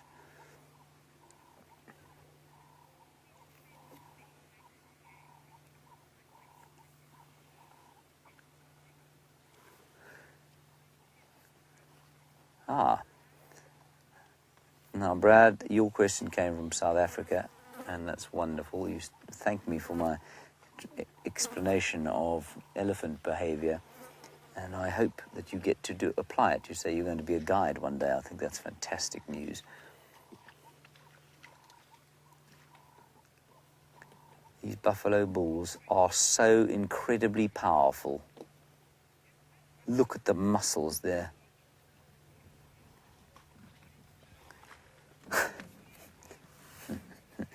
Safari Dean, I'm going to assume that your latest inquiry is something of a joke. You say, if a buffalo bull was to pee in the northern hemisphere, would its jet move in an anti-clockwise as opposed to clockwise direction as it does here? Safari Dean, I'm going to suggest you head down to your nearest zoo, find a Cape buffalo and do some research, because I couldn't begin to tell you whether the jet of buffalo urine would turn in an anti-clockwise versus clockwise direction there in the northern hemisphere. Now, these three seem to be bullying the one with the only one horn. In fact, they're all very displeased with each other. Now, I have a theory, well, it's not so much a theory as an observation, that a lot of these old bulls will actually join up with the herds again when they come through. So while they're not always with the herds, I suspect what happens is that their testosterone levels go up at various times of the year, almost like an elephant when it's in must. They'll start to fight with each other like this, and when a herd comes through, then they will move with that herd for a little while. They'll probably have a bit of a breeding, or attempt to have a breeding season, and then move out again. Except, all with the exception of this fellow who's only got one horn. Shame. Ladies won't find him very attractive. Bad luck, old fella. Maybe he's rich. Then he'll be okay.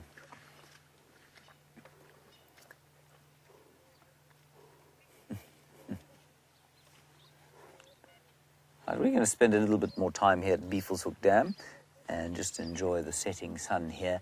Let's head across to Sam. He's got some termites to show you.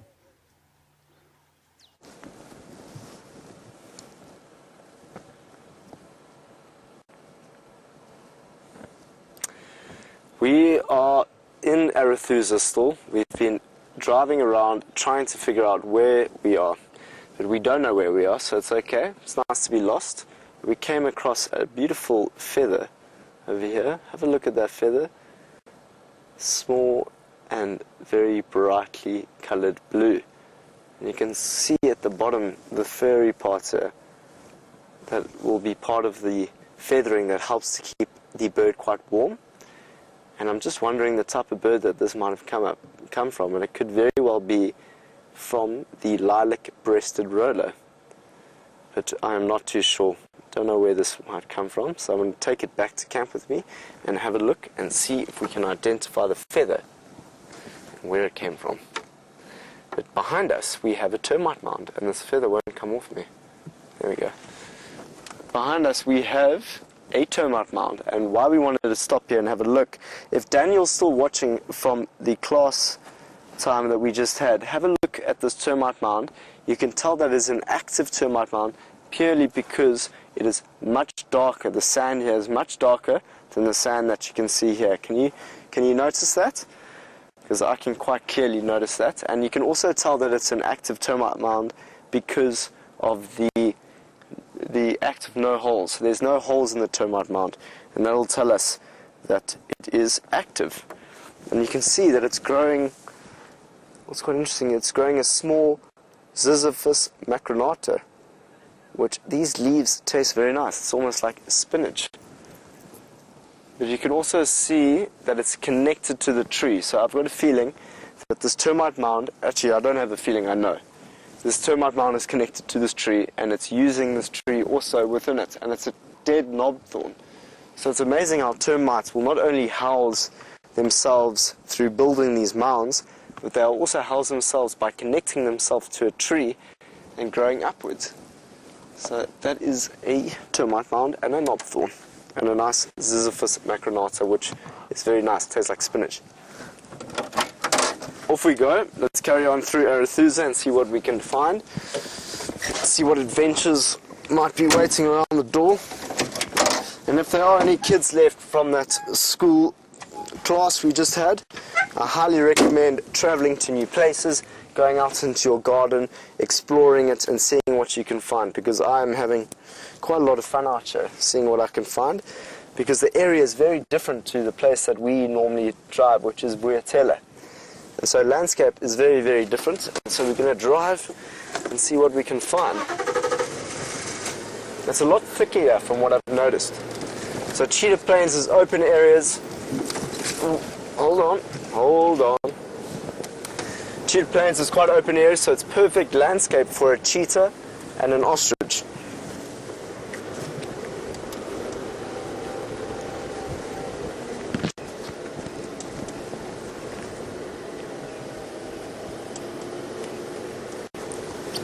From what I heard, it was Gerda that would like a mini hyena on her dash. Well, that would be quite cool, but I've got a mini elephant, so I really enjoy this little guy, and he's going to see if he can help me get through this wilderness. At least I'm not on my own. Myself, Bryan, and the small little elephant. But Gerda, I recommend getting a piece of wood and seeing if you can carve out a hyena, because that's how this was made. This is a piece of wood that was carved out by an African person that my dad met somewhere in Africa, and it's incredible the kind of skill that some people have and the ability they have to carve wood into shapes like this. There is a lot of creativity and art in the world that is not exposed. So it's amazing.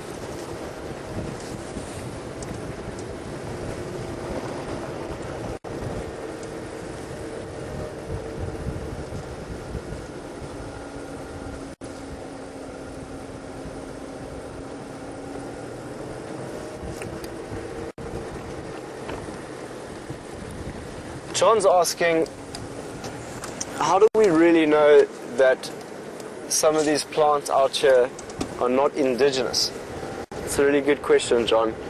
You know, indigenous and not indigenous plants have interested me for a long time, purely because some of these plants that are here might not have been here well, they might have been here already many years ago. We don't know what the geological look of the land was thousands and thousands of years ago. So we could have found pines here many years ago from Australia that now have made their way to the other side of the planet. So the conversation around alien species is purely just one of the generation that we're in at the moment around how it's killing the local endemic species of plants. So some of the not indigenous plants that are here will be taking over habitat of the endemic, which means only local to this area, plants that might be here. So that whole debate around alien and not alien plants is a very interesting one.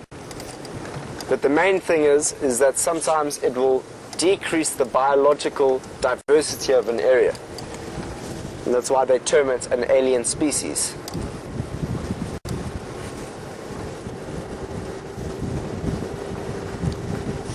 So we're going to continue through Arathusa, try get as lost as possible, because that's the plan. Because we don't actually know where we're going. We don't know what animals we might bump into. So we could see anything. I just got a feeling that we should turn right here. Let's turn right down here. Some of you are new viewers, so you might be exploring this landscape with me for the first time. Who knows what we might find? You know what's been really interesting is when you travel land and you can understand where it is and where everything is. So if I know where Buffelshoek's Dam is, I can go to Buffelshoek Dam and see the hippo that I know is here. At the moment I don't know anything, so I have to learn it in order to know or understand the landscape. So I really recommend any of you viewers to go and search your landscapes, learn more about it, see what animals you have around there, and you can learn a bit more. So we're going to carry on getting lost in Arathusa. James is somewhere around Vuyatela. Let's see what he's up to.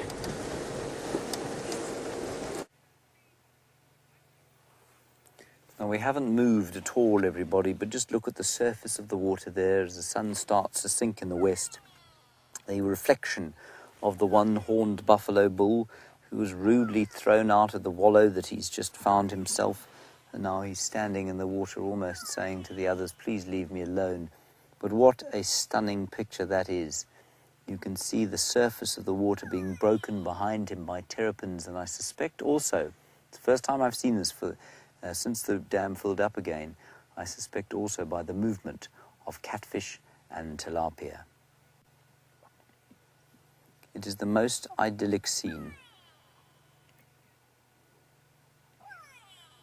There are the hippos.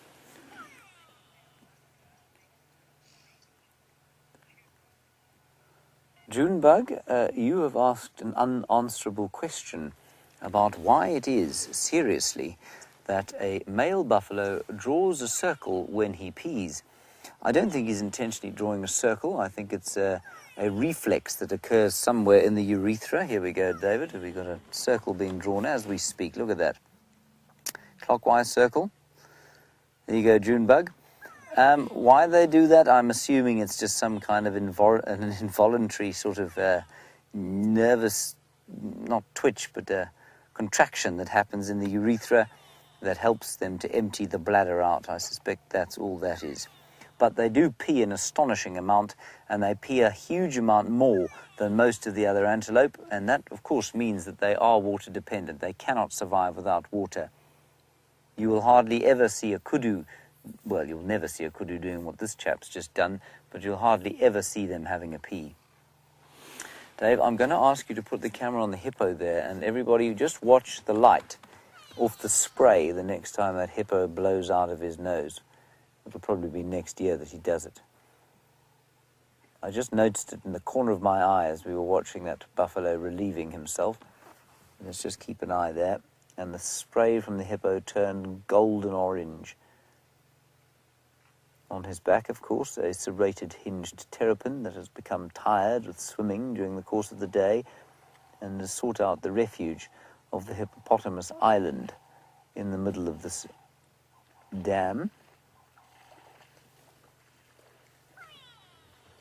Just be patient, everyone. I promise it'll be worth it.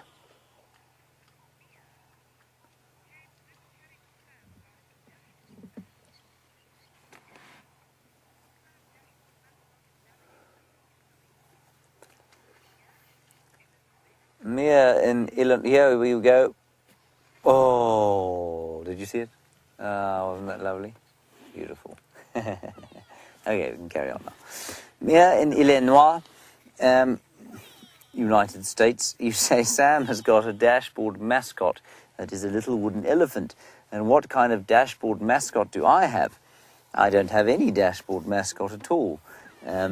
Mia, do you think I need one? Possibly I do need one. Samuel, of course, as I have said before, does come from Cape Town, which is basically a different planet from the rest of the world. So it doesn't surprise me that he has a dashboard mascot for his game drives. Mia, if you would like to suggest something for me to use as a dashboard mascot, I'll certainly give it some consideration. I'm going to stop once more here at Buffelshoek Dam just to give you a perspective of the western horizon there. Oh my goodness gracious me, that's beautiful. And in the background you can hear the grey go-away bird shouting, "Go away! Go away!" Yes, yes, yes. Okay, that's enough. Very noisy bird.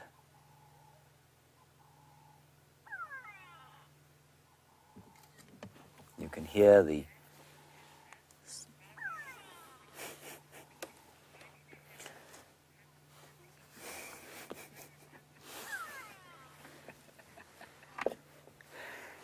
a new voice on the radio and a new question from Kat in Tampa. Kat, you say you've asked us a few times and no one's answered, and you're wondering about the tassels that seem to adorn the end of a buffalo's whatnot. Kat, in all seriousness, I think their function is probably, given the amount of ticks that a buffalo has on it, that is obviously an exposed opening to the buffalo's insides, and I suspect those tassels are there to reduce the chances of ticks getting inside there and causing almost sort of irrevocable damage. So I've no doubt that that is not a decorative tassel at all, but an extremely functional group of hairs that stop the ectoparasites getting up into the urethra, which of course would be something of a disaster for a buffalo bull. Very nice question that, actually. I haven't considered it myself, but I'm pretty sure that that's what the answer would be. And again, of course, it's in a buffalo's penis is in the part of the body that is very difficult for it to reach with any of its limbs or with its mouth. So it can't actually kind of protect it should there be some kind of an irritation from ticks. Same with its ears. At least the oxpeckers can get at the ears. This is just too beautiful for words. We will move on just now, everyone, I promise. I just so enjoy having a bit of time with the sun like this. All right, so Sam apparently has a better sunset than ours. Let's go across to him and I'll catch up with you just now. So, you were watching the sunset with James in Vuyatela, and now you are watching the sun go down from Arathusa. Have a look at the lining on the clouds there that the sun is creating. It's a very magical picture. It's called, my dad used to call it the golden lining. I think everyone calls it that, but I'll just never forget my dad always saying, have a look at the golden lining. Sam? I see it, Father, as it sits with a knobthorn tree. Another day in the African bush well spent. The bird going absolutely crazy.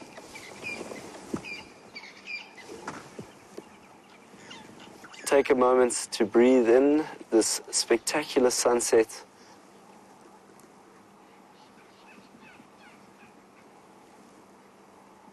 Sometimes I think I can really take it for granted where I work, and this is just magical.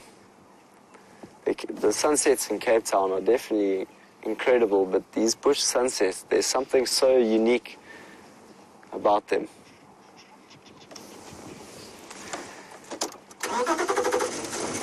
So unique. Thanks for joining me on that sunset here in Arathusa.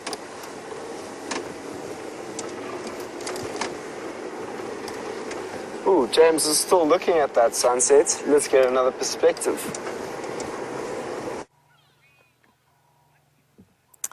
Yeah, can't resist a good sunset, everybody. That's the super zoom of the sun going down behind a big bank of clouds rising over the Drakensberg Mountains.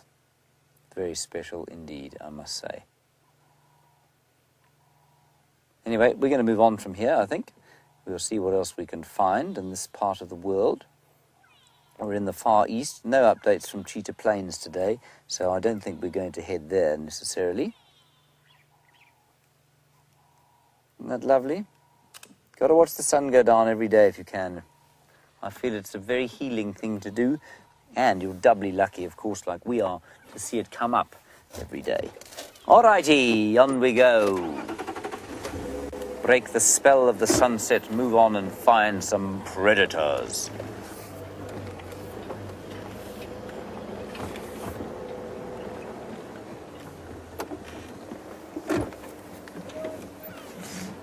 Now, Deborah, armchair traveller, you give me a good idea. Let's head towards the hyena den, see if we can't spot something there. You say, would they use the den as a meeting point if they didn't have cubs? Deborah, I would say the answer is probably no. There would be no point for that. The hyena clan, of course, only spends time with itself when they're at a kill or something like that, or when they're at the den.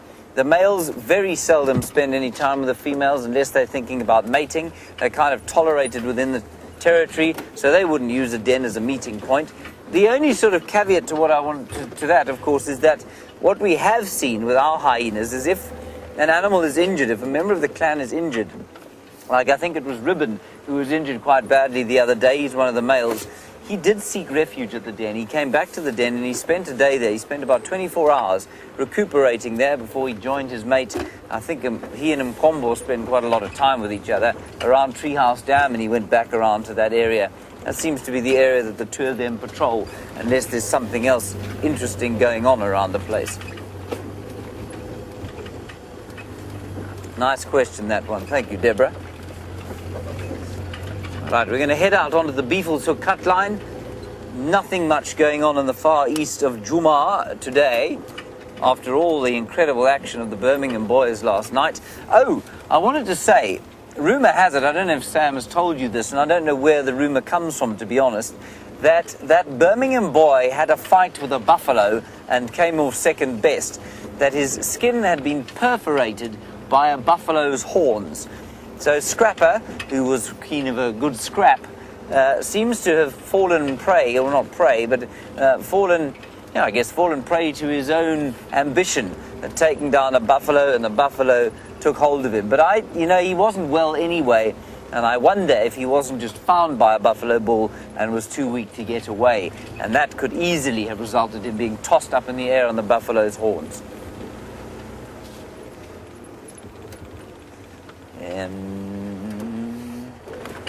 Oh! Big bump, sorry.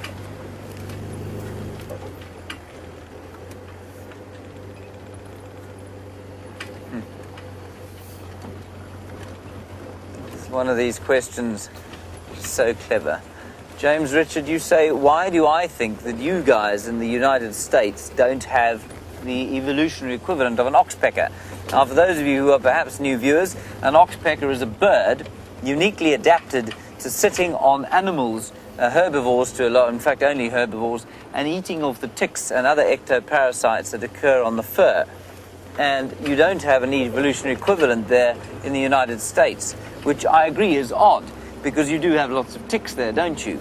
I'm going to have a guess, but I don't think there's the equivalent in South America, so my guess is probably entirely wrong. My guess would be that, of course, your winters get a lot colder than ours, which means that your ticks are not nearly as prolific all year round, I would imagine. So perhaps that's the reason why a bird or any other species... Hang on, hang on, hang on, hang on, hang on, hang on, hang on. I'm pretty sure I've spotted a bush, but I'm just going to make sure.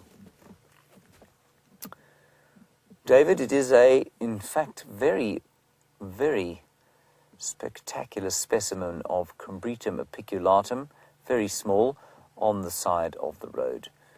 Wow. I'll show you when we get there. It's a red bushwood, everybody. It's nothing exciting at all. So perhaps in areas where it is colder in the winter, and there aren't so many ticks in the winter, it would make sense for a bird to live like that. Again, though, I mean, if we go to South America, we go to India. I don't think there are oxpeckers in India either. There might be. I don't know. Can somebody please check if there are oxpeckers in India? I'm just using India as an example because it does have such spectacular wildlife. And the climate in many parts of India is very similar to this. Oh, and there are oxpeckers in India. There we go. Thank you very much, Louise. So maybe it's a climate thing. Oxpeckers in South America, anybody? I don't know if there's an equivalent there. But maybe it just hasn't evolved in the New World.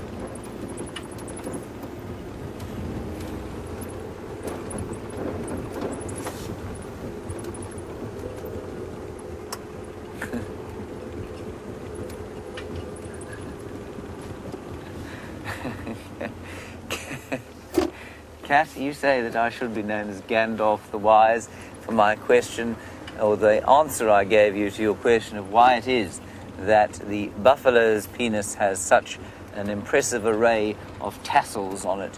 I'm not sure Gandalf would find your comparison of him to me because of those reasons entirely appropriate. Anyway, thank you, Kat. I will take the compliment. Gandalf the Wise.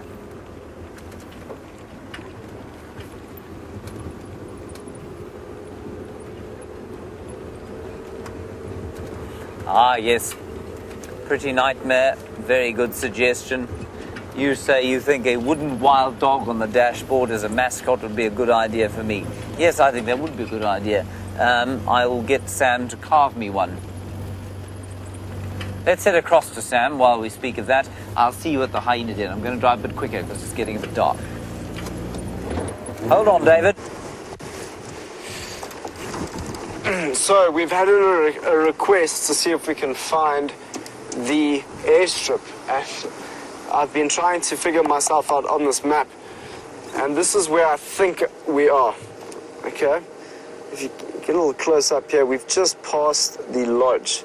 So the lodge was here, Arathusa Camp Lodge, and I think we've just taken that road. So we need to come round and try and get back to that airstrip. So I think it's a lot more simply said than done, but hopefully we can find the airstrip and see if we can find the jackals that people have asked if they can see. This looks positive. Oh, have a look at the zebra.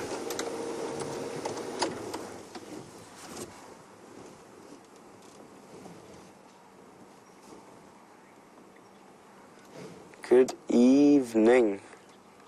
Are you on your own this evening? What's happening? What are you listening to? For anyone that doesn't know, this is a zebra, and it looks to be a male, otherwise known as a stallion. Look at that.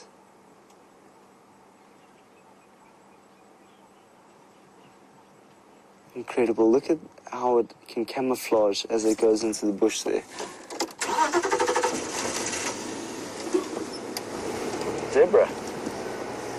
I know that we had some UVs today, so the reason why I said, do you know what that is? There, you can see him again. Just look at that camouflage. He's just leaving though. Oh, there he goes. Look at that camouflage in the bush there. That's awesome. That will not only help them become more secretive in the bushveld, but it'll also help them run away from predators. So when they're running together in their groups, these zebra, otherwise known as a dazzle, when there's a group of them. It like camouflages them because it confuses the predator. When they run together, they just see stripes, and they can really confuse the predator. So it's a very, very clever adaptation. Because it confuses the predator. When they run together, they just see stripes, and they can really confuse the predator. So it's a very, very clever adaptation that the zebra has created.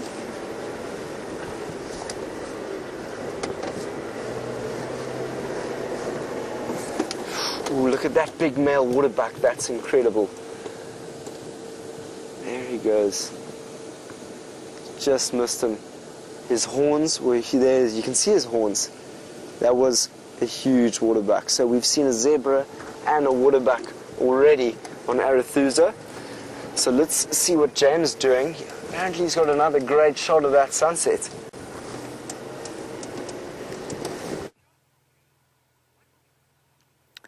So there, everybody, is another reverse sunset we've had. It's just come down behind that cloud and is about to disappear over the horizon. And I know that perhaps some of you think, really? Another sunset? Does the sky ever think of anything new? The answer is probably not, but I just love them so very much. So I hope you'll bear with me as we watch yet another sunset.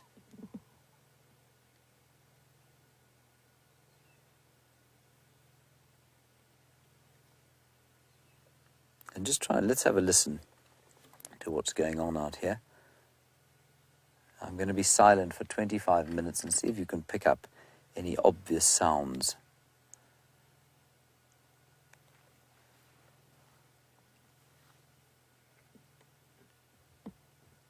And it is just completely silent. Completely silent. But for the game drive radio going ballistic in my ear. Just the odd drongo calling to the side. I just want to tell you what it smells like out here. It smells autumnal, a bit of dust in the air. It's warm, still probably 28 degrees, 26 degrees, so between 78 and 82 in Fahrenheit. And there's definitely a freshness about the air, but there is just that hint of winter dust, which is delicious to smell, I must say. There off to the left-hand side, you can hear an oriole.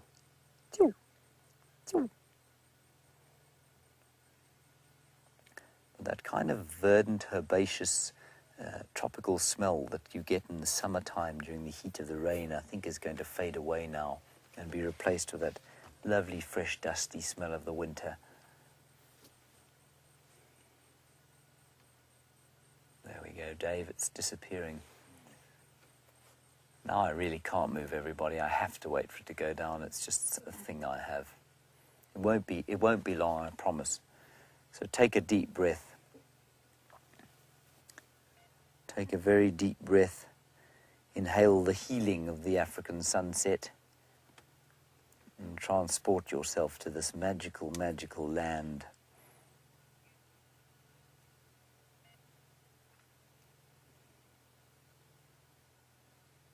You can even see it moving.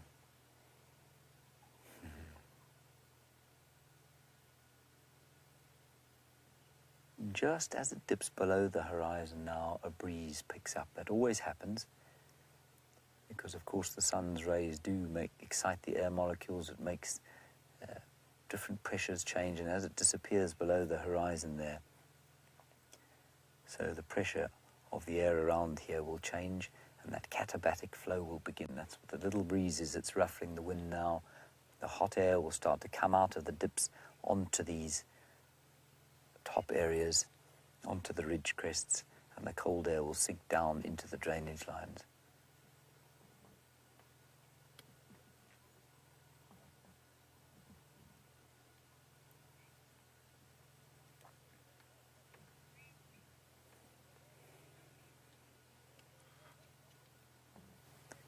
And Barbara Good, I couldn't agree with you more. You say breathe in slowly breathe out. And then repeat. And you'll feel so good afterwards. There we go. Hyena den, here we go. Need to get there a bit quickly. They don't like to be there too much after the sun's gone down, so we'll go there with quite a speed. We're not too far now. Immediately, that katabatic flow I was talking about, starting to flow down the hill, can feel the warmth coming up, and the coof as we go down into the bottom of the dip here. We don't get that feeling in summer. Whee! Through the hill. Lots of impala not going to stop. I haven't seen my hyena friends for the last, I don't know, 4 days or so. But their tracks have been all around the same den, so I'm pretty sure they haven't moved. I've just timed my visits very badly. And I think their activities are unquestionably changing with the season. I've been there around about the same time of day, and I think that they've been spending less and less time there. And I wonder if we're not already too late.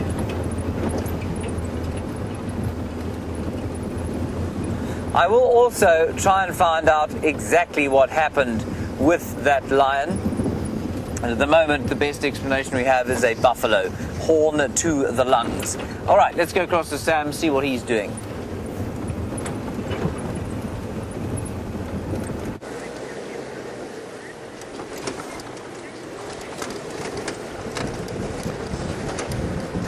So we've just come from the lodge itself, and we're trying to see if we can find the airstrip. So it's not going all too well, purely because I have absolutely no idea where I'm going. I see vehicles I've never seen before. So a strangely uncomfortable feeling as I go through here on where to go and how I should go. But you know what? Doesn't matter. Doesn't matter at all. Why worry? So we're just sitting out here. Well, driving out here. It's a very South African term to say things like I'm sitting out here when clearly I'm driving.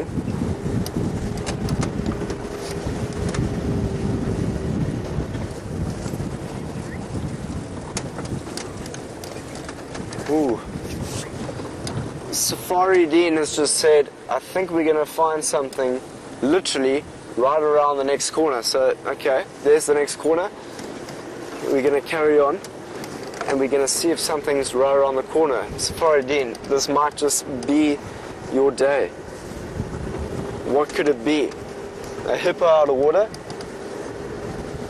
A giraffe? I think we'd see the giraffe by now. A little mongoose? Or even just bush. Looks like we've got some bush here, Safari Dean. But that's still cool. Got new types of vegetation, different types of trees. Hold on. We haven't looked properly, so let's look properly. See if we can see around the corner. It's such a different landscape to that of Djuma. These trees that you are seeing to our left here are small, and they look like monkey orange, which we also have in our property, but they make it very difficult to try and get through because it's very, very thick. But Safari Dean, we're still coming around another corner, so let's give it one more corner. Potentially we'll see something other than another sight of the magnificent Arathusa. And some more dead knob thorns.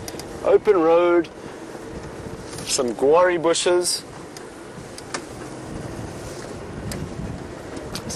a hornbill just flew into a tree.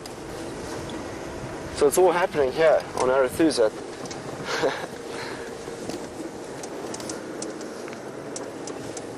Okay, let's just give it one more corner. Then we'll give it up, Safari Dean. We'll give this whole trying to see if something's around the corner. This is our last chance.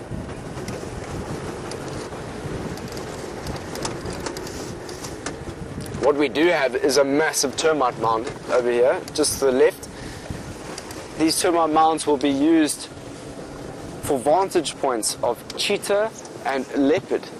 So who knows, we might just be coming around here one day and there will be a cheetah or a leopard lying on top of that termite mound, that would be a fantastic day. We've got a bird out in the distance there that's sitting on that old knobthorn tree. Looks like a starling from the system, or a dove.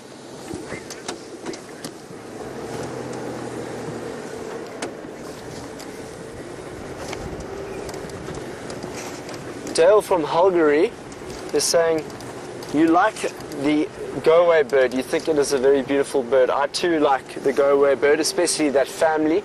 You know, there has one called the Nice Turco. Oh, sorry, not Dale, it's Gail. Sometimes it comes through a little bit different. So Gail, you think that that bird is magnificent. I too also think it's quite a good looking bird, and it does have a horrible shout when it shouts at you. Go away, Sam, go away. As you walk through the bush, and it always gives your position away to any predator that you might be tracking. But then again, that go away bird would also be alarm calling at that go away, so it works in two ways. So we're not only trying to look for jackal, but we're also trying to find the airstrip. So let's see what we can find.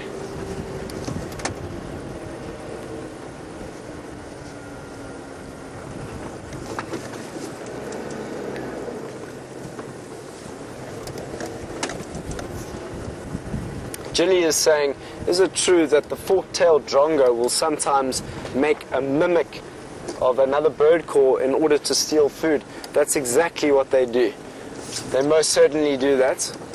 It's quite funny actually. They'll do that with both mongoose and meerkats, where they'll go and stand close to where they are, and they will make the mimic of a alarm call when they see them eating something, whether it be like a scorpion or anything.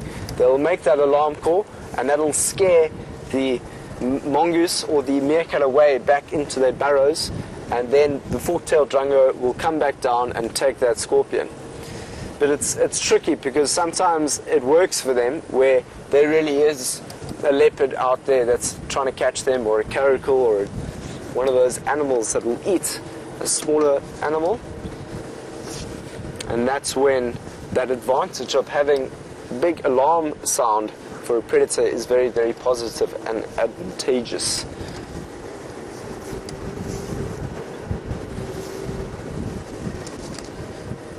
It's very, very interesting coming through these blocks.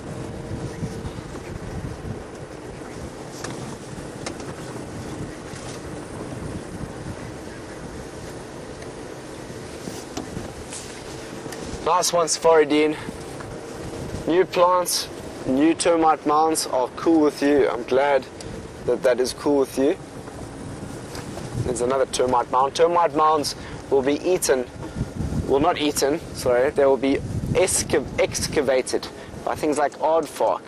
So when you see a termite mound, there's potential to be seeing many, many other night animals. So we're starting to get closer to the night time.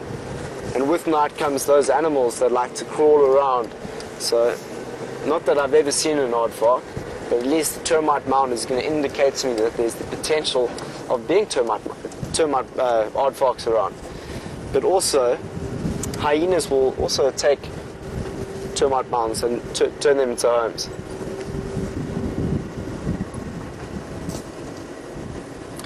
Cecilia is asking about my bracelet that I'm wearing. It's a turtle. So that's a turtle over there. And it comes from the same place that I got my necklace, which was this one over here.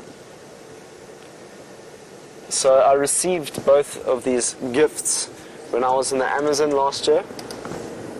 I lived on the Amazon for about 2 weeks, where I was doing a story on development, Western development, and the influence on Amazon cultures and the indigenous people and how they're going to be affected. And I met this young girl who was really, really sweet. She didn't speak my language. She spoke Portuguese, and I learned a little bit of Portuguese while I was there. Just a few things like muito bom, ta, and yeah, some Spanish as well. But anyway, point being, she made these incredible bracelets, and she made them for her local economy. And so I bought one of her necklace, and I bought one for each of my family members. And then I bought this necklace, and I haven't taken them off since I was sleeping on the banks of the Amazon River. It was an incredible time for me, but it was both deeply depressing as well as it was incredible. I saw amazing birds, amazing, all sorts of wildlife that you just can't believe. But the difficult thing that I saw was the way in which, places were being killed in terms of development. So cutting down trees and building big dams. And so sometimes people don't really know the impact that creating these large developments has on indigenous people that are on the rivers and that sort of thing.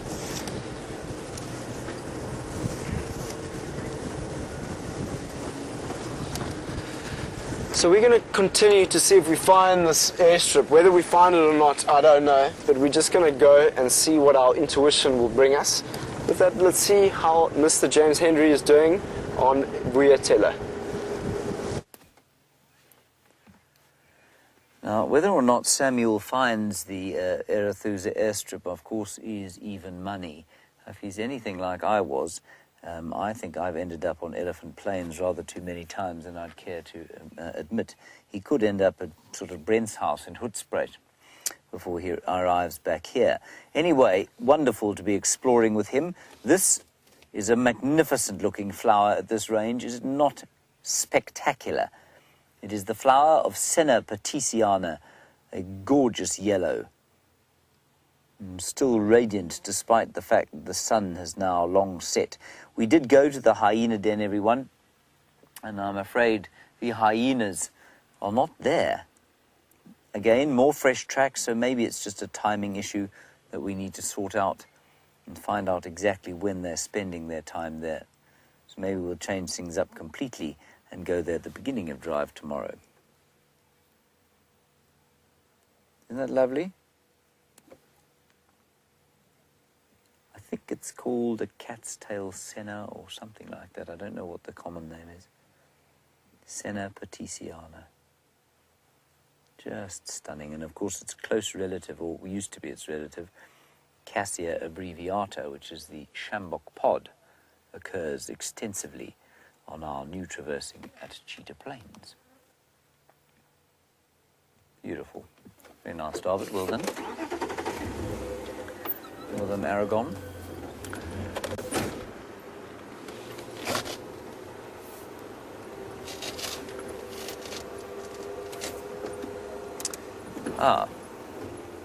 Now Elizabeth, I think it was Elizabeth. Was it Elizabeth, Louise? It was. Elizabeth, you have seen pictures of Indian elephants, or Asian Indians.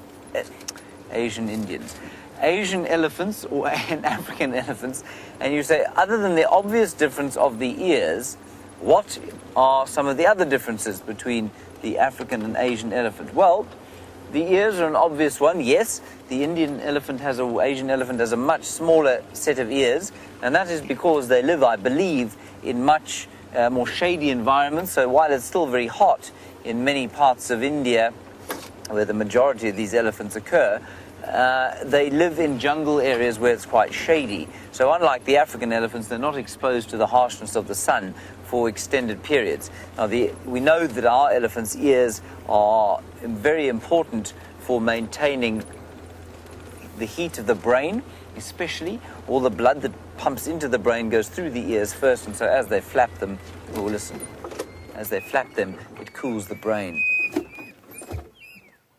2 pearl-spotted owls calling.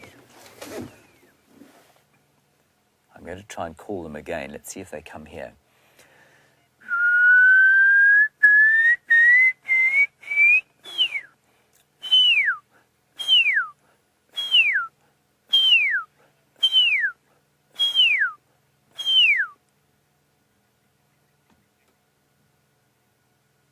I've embarrassed myself so much with this. I used to be able to make them call at will, everyone. Not so here at Juma. They're wise to it, I tell you. Tiny little owl, if you're wondering, everybody, only about 6 to 8 inches tall. The pearl-spotted owl. Right, Elizabeth, so we're back onto the elephants. And the other big difference... Other big difference, Elizabeth, is the tusks. The females don't have tusks. The males are the only ones that have tusks in the Indian elephant. It's also smaller than its African cousin, and it also needs to eat less. And I think that's because the nutrition there available in... what's it calling again?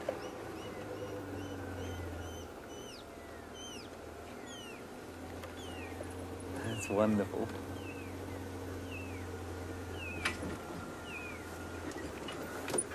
Isn't it one of these trees, you know? Let's just turn down here. Elizabeth, the African elephant, of course, has to eat more because the nutrition here in our soil is much more ancient, and so they just don't have the same nutrition in the vegetation, which means they have to eat a lot more in this part of the world. Now, there are 2 knots up in this tree. There are 2 holes. And I don't know that a pearl-spotted owl is not a hole-nesting bird. Stand by, everybody. Let's just listen and see if they call again. But maybe we've discovered a pearl-spotted owl's nest. Let me check quickly.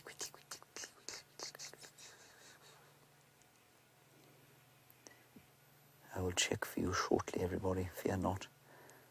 Barred owlet. Where's this beastly thing? There he is. Okay. Nests in holes. Used are those of woodpeckers, occasionally used natural hole or nest box. This is exactly what we found. There was a very strident and very gentle call coming out of this tree. And I think we found a pearl-spotted owl nest. This is very exciting. I'm going to try one more call, everybody. I could play them their own call, but I feel it's a bit sort of cheating doing that.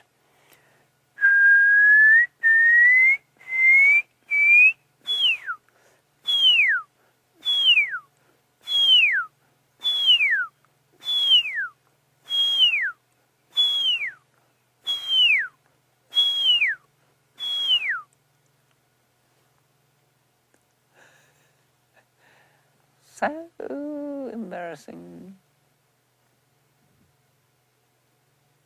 No, nothing. Definitely coming out of this tree, I'm going to say that we've found a pearl-spotted owl nest. So we'll check these again.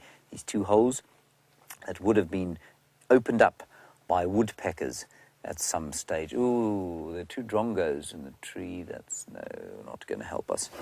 All righty. Oh, Sam has got a wildebeest.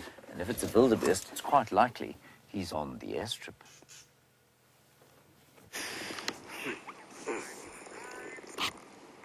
So, I eventually made it to the airstrip.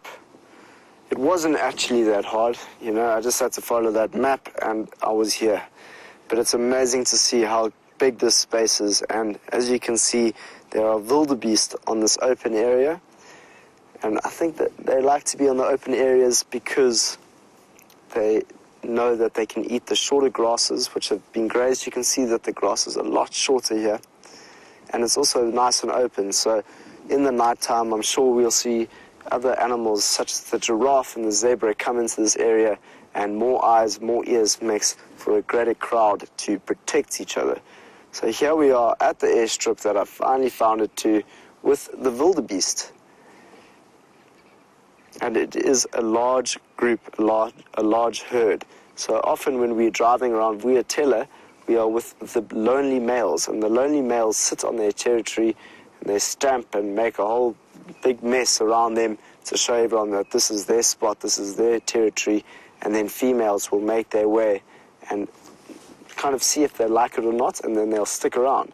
So wherever the male is here, I can't really see if that's him over there.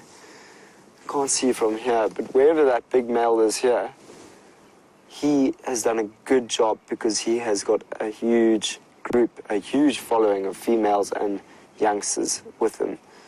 So we've just been introduced to the big herd of wildebeest on Arathusa airstrip, and hopefully we can go and see some of those jackals. So I don't actually know where we're going on the airstrip, so what we think we're going to do is drive around it and see if we can hear any jackal calls or anything like that.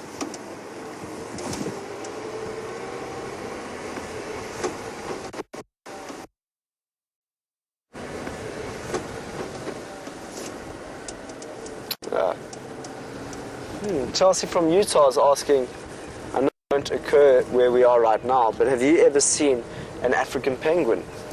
I have seen an African penguin. I love penguins so much. Those men and women dressed in, and they have a fantastic time on the beaches of Cape Town.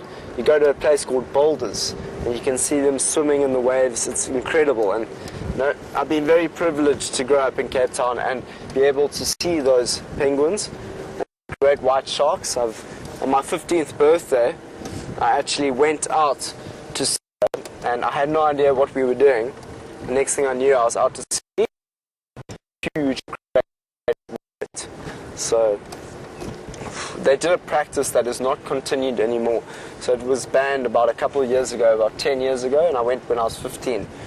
So, and that's called chumming. So when they put like bait at the end of the boat and then they drag it, and what that does is then attracts all these big great whites. So I had no idea what we were doing, and next thing there were huge great whites underneath our underneath the boat. And it's quite a funny story because my Thomas didn't feel so well. He said to me that he was seasick. I don't know if I believe him. I think he was actually quite scared of those great whites. Jokes, Tommy, if you're watching, I know that you were seasick. You weren't quite. And I don't I'm not proud of telling the story because I know it's actually not a good practice to create a fake seal and tie it behind the boat. Bad signal over here. I'll carry on with my story when I watch killing one. Not a real one, but a fake one when they dragged behind the boat. Spotlight is out, the night has fallen, everyone. Well, not quite. But I'm just wondering if we won't see some sparkling eyes coming out of the bushes here.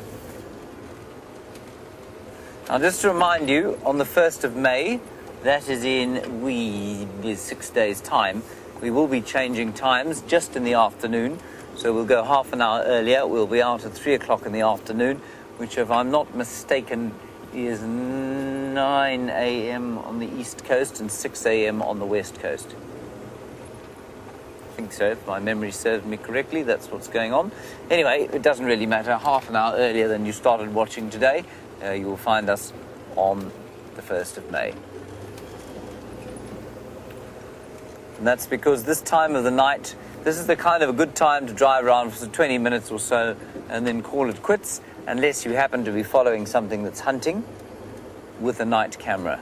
We will get there, of course, but that's not the case at the moment.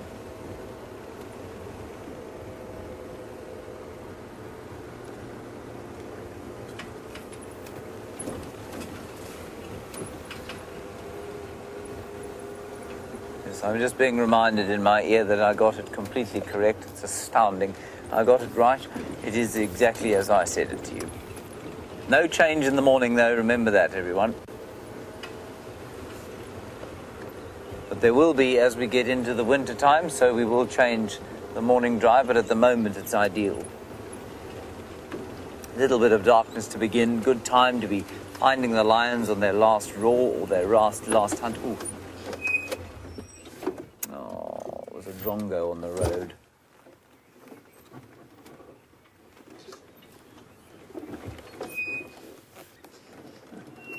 There we go. See the drongo there? There we go. 2 fork-tailed drongos. Now, they are often the kind of brass band during the changing of the guard. They're the last diurnal birds to call. Sharpening the beak there. While we enjoy their little song, well, it's not a very tuneful song, but they are giving it their best shot. Doug in the US, yeah, they're imitating. Doug, I'll get back to your question about lions in the Panthera research.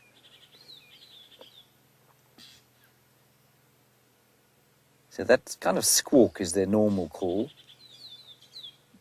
They're trying to do starlings, I think, now. Yeah, that's it's an attempt at a starling call. And also maybe a magpie shrike.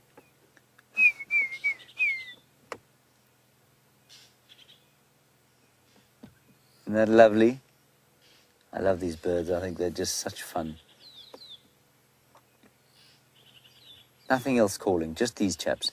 None of the nighttime birds yet. One or two francolins in the background. And there they go. Oh, that's wonderful. All right, Doug, in the US, are the lions doing, or are we collecting scats for the Panthera research? No, we aren't. I don't know why. I'm not sure why they aren't doing that particular bit of research.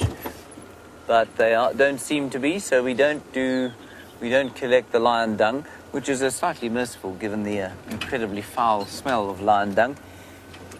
And Doug, you're wondering, because you say it would be interesting to know if perhaps the cubs that are being born to the Styx Pride or to soon to be born to the Nkuhumas, if they are perhaps not scrappers, the recently deceased scrappers' cubs.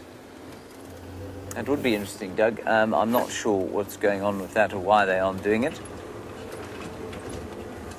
I do know, however, that apparently that dung collection is not entirely about doing the sort of DNA stuff, and that's going to take some time for them to achieve. So they are doing it for various other reasons, checking on diet and checking on territory and that sort of stuff. Right, just to retrieve the spotlight and look about something interesting.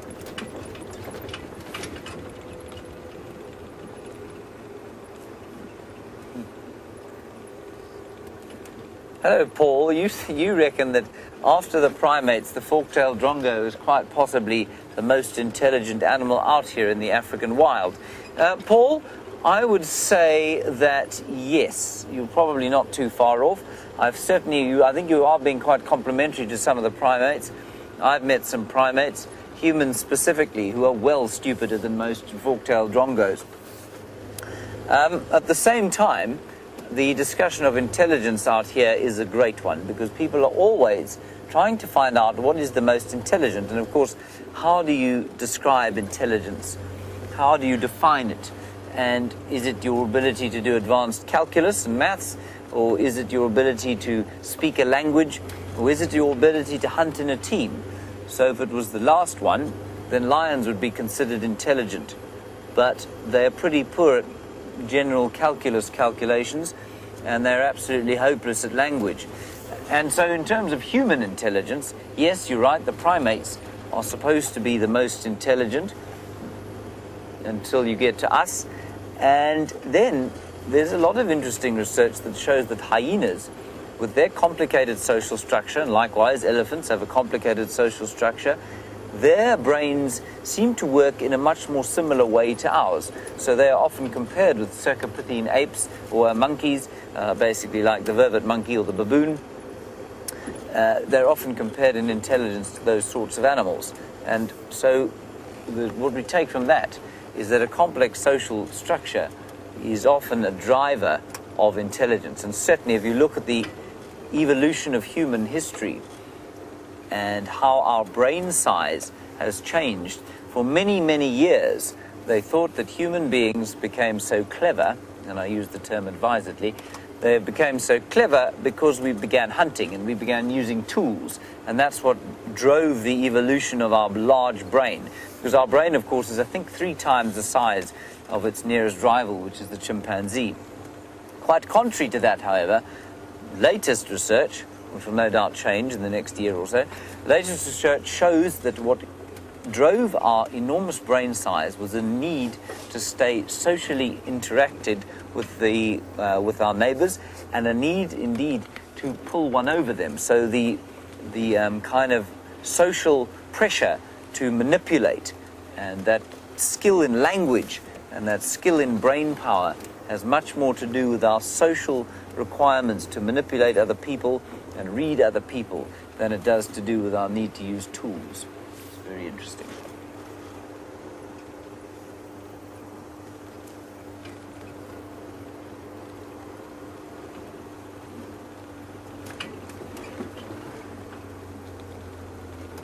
Now, Marion and Durban, you've asked a question that nobody really understands. Why do birds mimic other birds? We don't really know for 100% sure. There's a thought that they do it in order to make a territory sound full. So a robin might make the call of another bird to make that other bird think that the territory was full, and therefore it would be able to eat more. The robin would, because the other, the bird it was mimicking would stay out of the territory. The thing with that theory is that birds are generally extremely good at recognizing their own calls. And I mean, you saw with that pearl-spotted owl, they were not fooled for 1 second by me, but if you play them an actual recording of a pearl-spotted owl, they'll definitely respond. And so for them not to be able to hear the difference between, say, the call that a drongo makes, which is normally pretty poor, they're not very good mimics at all, for them to fall for that, I just don't think that they would. So that's one of the theories. The other theory, of course, is that, and it's certainly true for robins, that the more birds a male robin is able to imitate, the more likely he is to breed. Now, why that evolutionary pressure should have driven, I don't know, but that seems to be the case with the robins. So, yeah, those are the kind of two theories.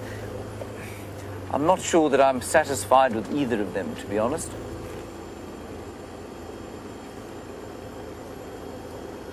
Mimicry, bird mimicry, is a fascinating thing. The drongos are very good at it. Well, they're not very good at it, sorry. They try it a lot, but they're not very good. A little humble Sabota lark is one of the best mimics that I've ever heard out here. They're particularly good.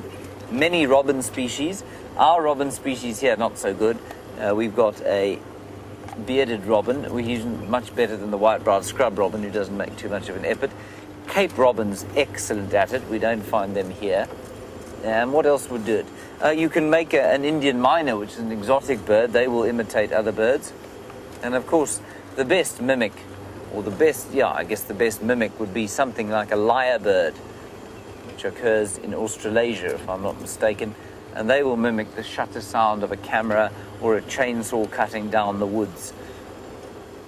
And an interesting one that they have now learned to call like chainsaws, of course. Sadly, it's a very sad reality that it's as the chainsaws cut through their habitat, so they have learned to mimic the chainsaw, which is eventually going to be their destruction, of course.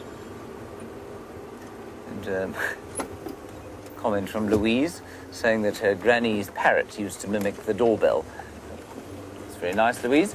Captain Blackbeard's parrot used to mimic him saying, "Shiver me timbers," I think.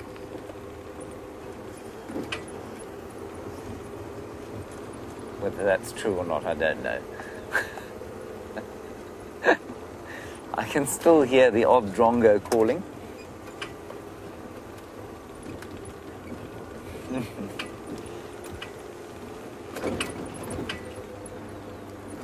So we're going to take another little draw past Treehouse Dam and see if anything's popped down there.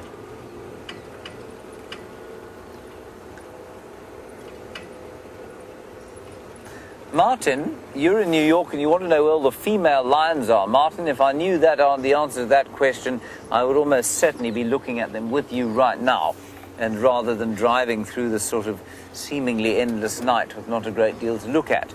Martin, the female lions that we know of the Nkuhuma Pride, the 5 females, were found in Buffelshoek this afternoon.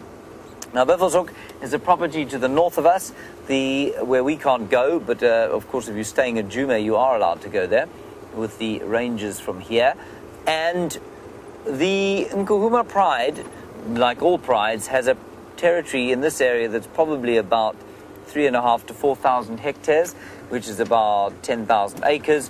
And that, of course, means that they're inevitably not going to be on Juma or Cheetah Plains or Arathusa all the time. They will be there periodically, and because their territory is larger than the area that we traverse, we don't see them all the time.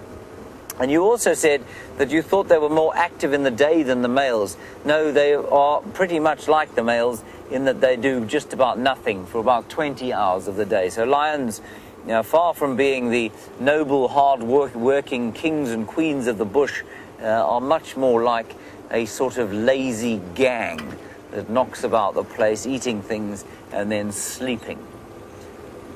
And I would like to change the perception, of course, that the lion is the king of the jungle. I think the elephant is the ultimate king of the wild out here. And what better prince and princess of the wild could there be than the leopards that we have? Let's go and find out if Sam is in the Western Sabi Sands approaching Singita, or if he is on his way back here.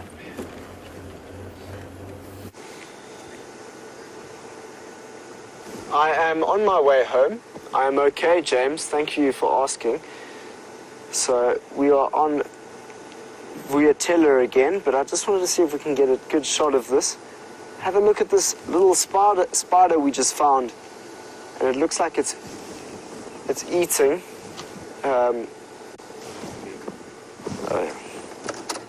I left my vehicle on. It makes it much harder for you to hear me. So it looks like a little grasshopper or something has been stuck inside that net, and the spider is currently wrapping it up.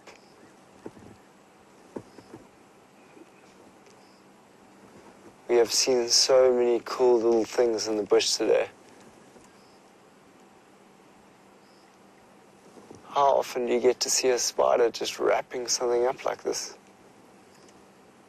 And look at the intricate web that is laying around it. Look how intelligent that design is by this spider. I'm not too sure what the spider is. It could very well be a bark spider, but I think bark spiders are a bit bigger than that. And what bark spiders do is exactly what we can see here, is they will put a net up between two branches and hope something flies into it. So we were very lucky to get here in time to see the spider catching a little bug, which seems to be a grasshopper. And do you know what's so fascinating about spiders is that their web is so strong. That fiber that you see there is very, very strong. If you had to wrap it over a couple thousands of times and make it the size of my finger, made that web the size of my finger, you would make probably one of the strongest materials out here in the bush. And that is all made within the abdomen of a spider. So where we make materials that we have to heat, beat, and treat, these spiders are making incredible webs just through their abdomens. And this is fascinating.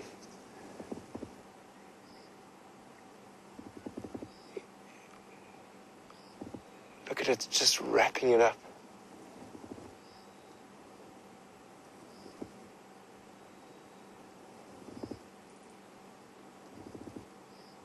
Wow, this is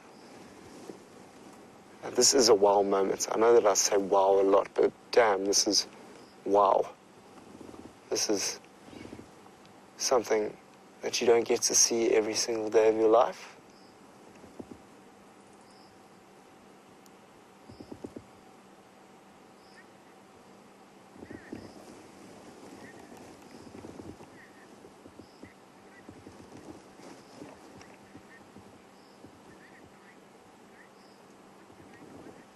That was an amazing sighting of that spider.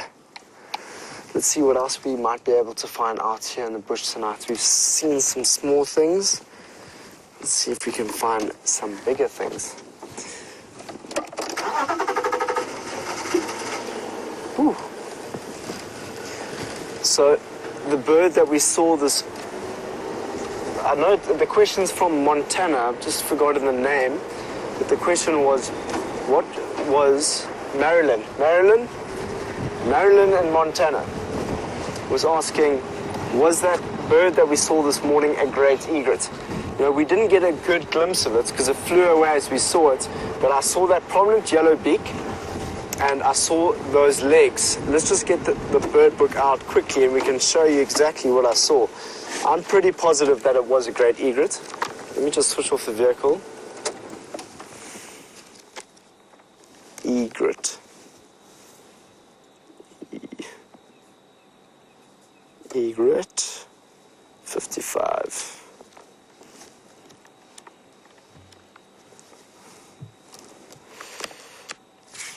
it is a water nesting bird. Here we go. So this is the bird that I think that we saw this morning. It was a very, very quick glimpse of it. So I was getting worried because I thought it could very well be the one at the bottom of this page, which is the yellow-billed egret. So they both have a yellow bill. So when I noticed that, but what I do remember was those legs. I do remember seeing those dark legs, those blacker-looking legs. So I think it was the great egret. So I'm going to write it down as the great egret. So I'm more than sure.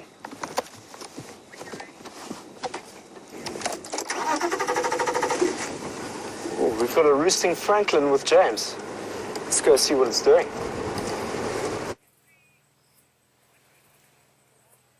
Look at that, everybody. A little francolin which has found its roosting spot for the night. I've got the wash of the floodlight on him, so not the harsh spotlight, so he doesn't fly away. And I don't want to disturb him and make him fly off, because of course a bird like that will struggle to land in a bush like this when it's dark. That's because they have basically they've got daytime eyes which don't see very well at night and see very well during the day. Isn't that nice? It's a crested francolin. You can just make out the eye stripe and his blinking eyes. Now, before I start the car, I'm going to pull the light off him, just so that he doesn't think it's the light that's making the noise, and then he'll stay there. There we go. Yes, he hasn't moved. That was quite cool, wasn't it?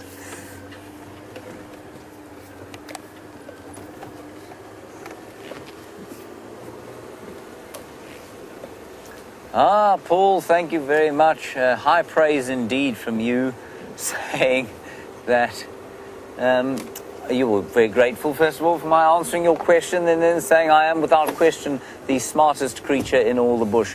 Brent Leo Smith would disagree with you profoundly, but thank you. While he's on leave, I'll take it. I'll take your compliment with gratefulness in my heart. There is a bush baby in here, David. I suspect we won't be able to see it. I just saw its eyes flashing. There. Now the problem here, oh, there's another one. Problem here, everybody, is that for David to see the bush baby, he's not going to get the flash of the eyes like I am, because he's not sitting behind the light. Can you see the fork of that tree? Yeah, if you go up that tree, yeah, it's right-hand fork of that tree. There. Yeah, bang in there, in the middle of the light. You may get him. He's just slipped behind that branch there. I don't see him anymore. But there was definitely a bush baby, a lesser galago, in there. There, we can't see him, I'm afraid. Silly thing. Okay, let's carry on. We may see some more. We'll see more and more of them as they go into the winter, because they're not, I mean, as the foliage starts to sort of drop off the trees, so they're going to have to spend more time in the open, and it'll be much more obvious. And they often, at this time of the night, are found in those silver cluster leaf trees. And I'm not really sure why. There must be something in them that they're eating. We're going down now towards Treehouse Lake again, Lake Treehouse. Very impressive body of water that we have here. And I was talking about the smell a little bit earlier as the sun was going down. And the smell now is definitely, it's different from in the summer. And what that means is that the air is sinking down towards the lower areas. And so it smells more wintry, but not quite winter, because of course it isn't quite winter yet. It is autumn. Wonderful, best temperatures of the year around about now. Not necessarily the best time of year. You can come any time of year, it's very nice. But the best temperatures are around about now. The nightjars have started to call. The drongos and the francolins have gone to bed.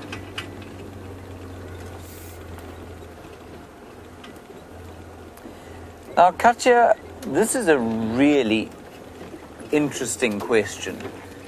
There was a dead, well, it eventually died, but there was a very sick warthog sow around here in March, and it was eaten by one of the Birmingham boys. I think it was Scrapper that ate it.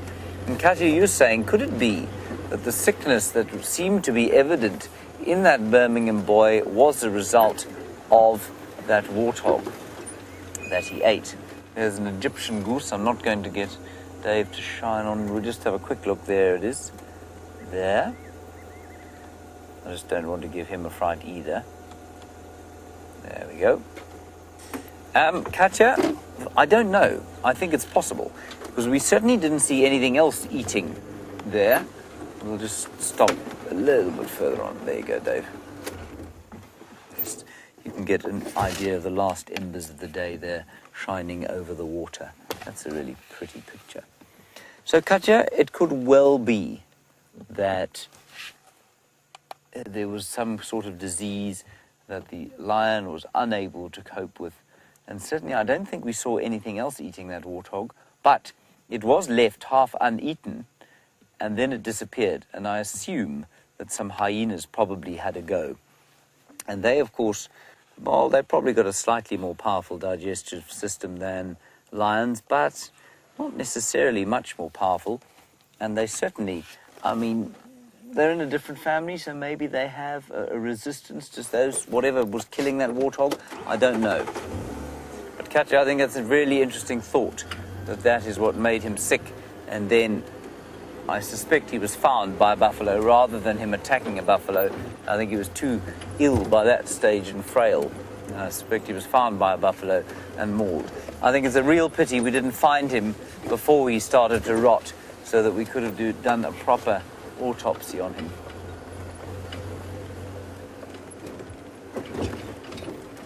But that is just how it goes out here.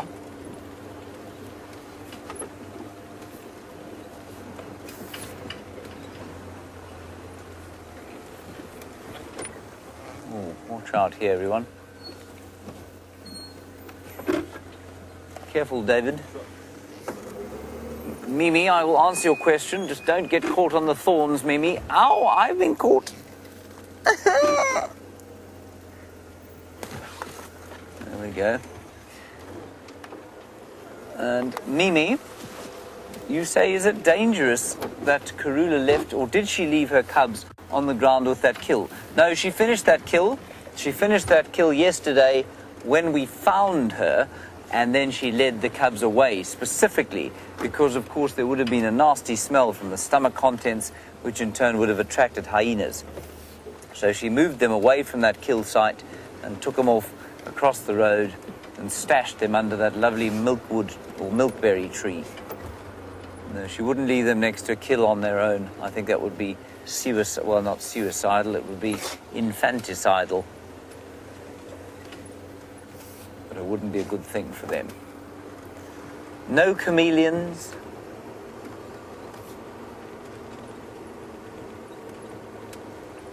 And I know there are some of you that are quite disappointed that we're not going to have an autopsy of Scrapper.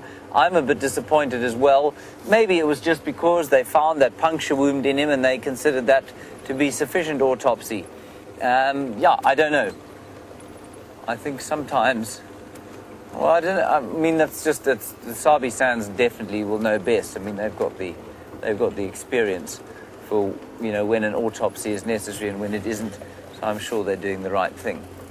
It's just my own curiosity that would quite like to know if there wasn't something wrong with him, because he did seem a little bit off colour in his last days. All right, we're going to head back towards quarantine clearings now and see if there isn't anything come out into the open as the night has fallen. We might also look at some stars while we're up there. We'll check on the star capabilities of this new camera.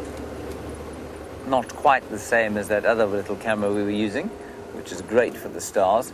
Not very great for anything else, though. The cameramen all had cramps in their fingers after using that other little camera.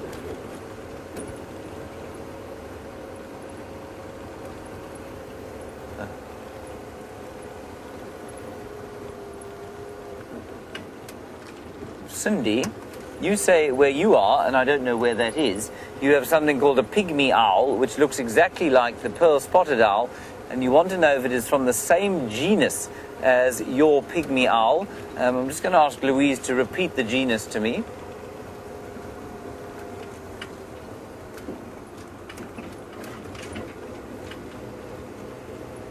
Glaucidium. I don't think so. I'm going to check for you right now, Cindy, while we drive along. I'll check for you exactly what genus the... Ooh, a scrub hare running onto the road. Watch out, little scrub hare. I'm on my phone. Don't want to be in the road while I'm on my phone. I will tell you, pearl-spotted owl is... It is the same. Same genus. Glaucidium palatum. There we go. What is the specific name of the pygmy owl, Cindy? That's really interesting. And where are you, Cindy? I mean, it's all... Pygmy owl where? I'm assuming you're in the New World somewhere in the United States. Glaucidium palatum. Shall not forget that now. Well, I probably will, but I might not.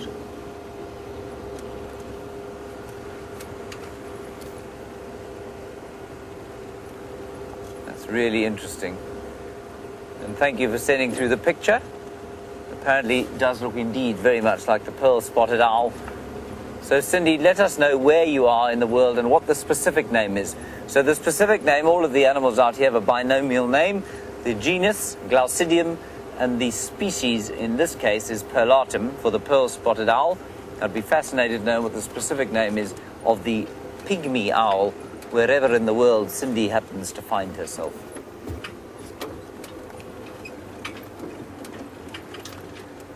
We're going through a dip, and the air is markedly cooler here. Must be my phone there. It'll break. And just a quick one to show you here, Dave. I know some of you know that we drive past this pump house all the time, and I'm just going to be quiet now for 5 seconds. What can you hear, Dave? Nothing. Nothing at all. And that's because it has a solar panel on the top, and the diesel pump has been removed. After that really fascinating fact, let's head across to Sam, who has got a bunny.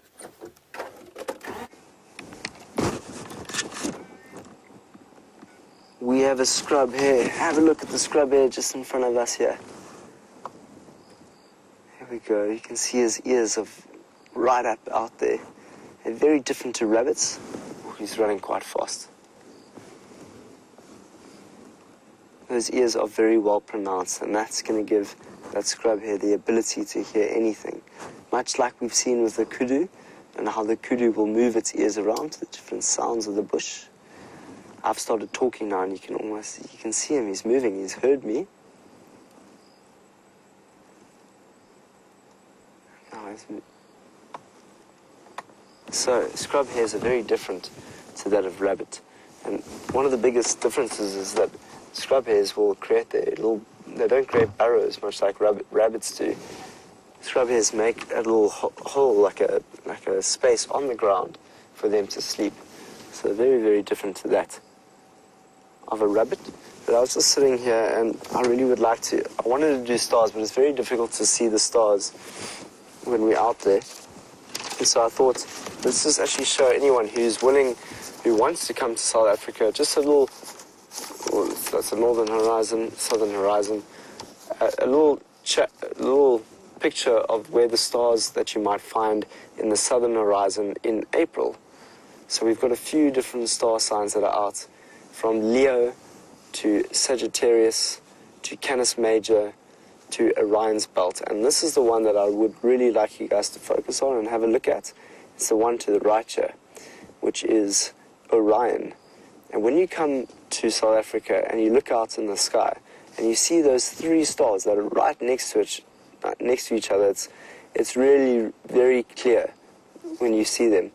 Please have a look at those stars, and that is the belt of Orion. So above him here is his shoulder, the shoulder of Orion, and Betelgeuse and Rigel. So both Betelgeuse and Rigel are red giants, which means that they're coming towards the end of their life. And as they get bigger and bigger, they will expand. And you know, we could actually not be seeing them right now. It might already have blown up. That star might have already turned into a supernova, and we just haven't seen that happen yet. So that's happening light years away, many, many light years away from us. And I just wanted to show you another picture of a nebula. So the Crab Nebula, an exploded star. So this is just fascinating, the colors that will come out of an exploding star. So we've just spoken about a red giant and how red giants will grow bigger and bigger in the night sky, and you'll see them because they will flicker much differently to the other stars. And when they come and implode, beautiful nebulas can be formed like that through a supernova from a dying star.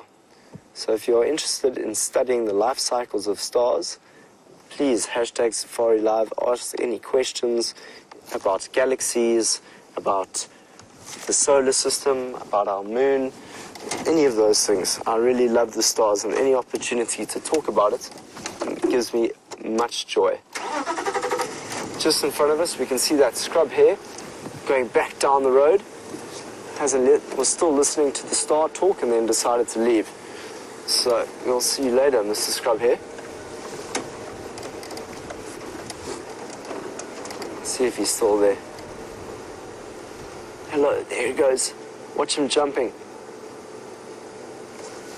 I'll shine my torch. This can no longer get a good visual. So, scrub hares have many, many predators that it needs to be aware of, and that's when these ears are going to come into crucial, just crucial for them to listen to anything that might be happening.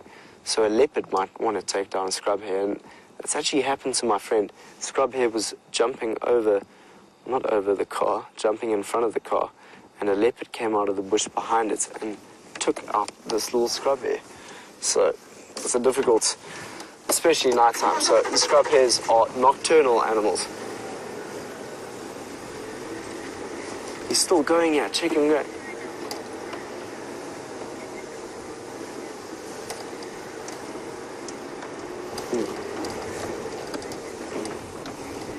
Jason, thank you very much for coming with that comment and saying, you know, how if you scale up the net of the spider, it can be bulletproof. That's exactly where I was trying to get to, but my language is finding it very difficult to explain things today. I'm not too sure why.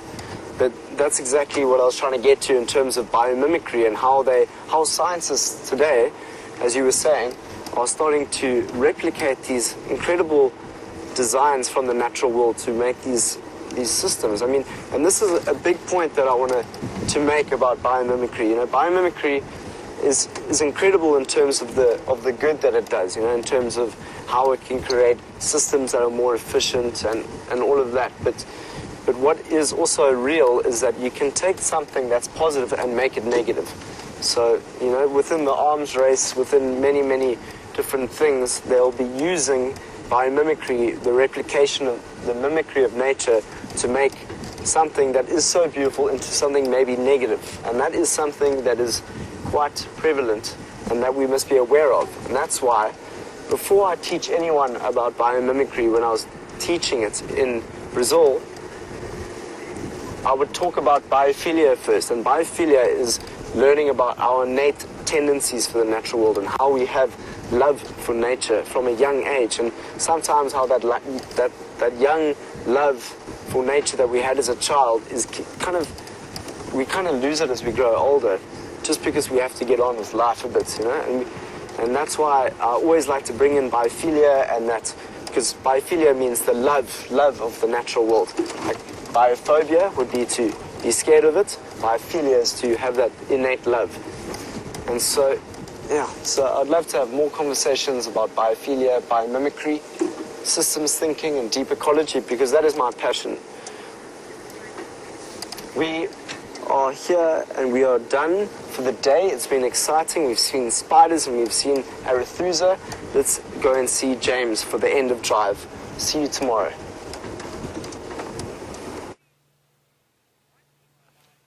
Now, Sam was showing you, everybody, the belt over Orion, and those three brightest stars that you can see there are the bright stars of Orion's belt, the three of them.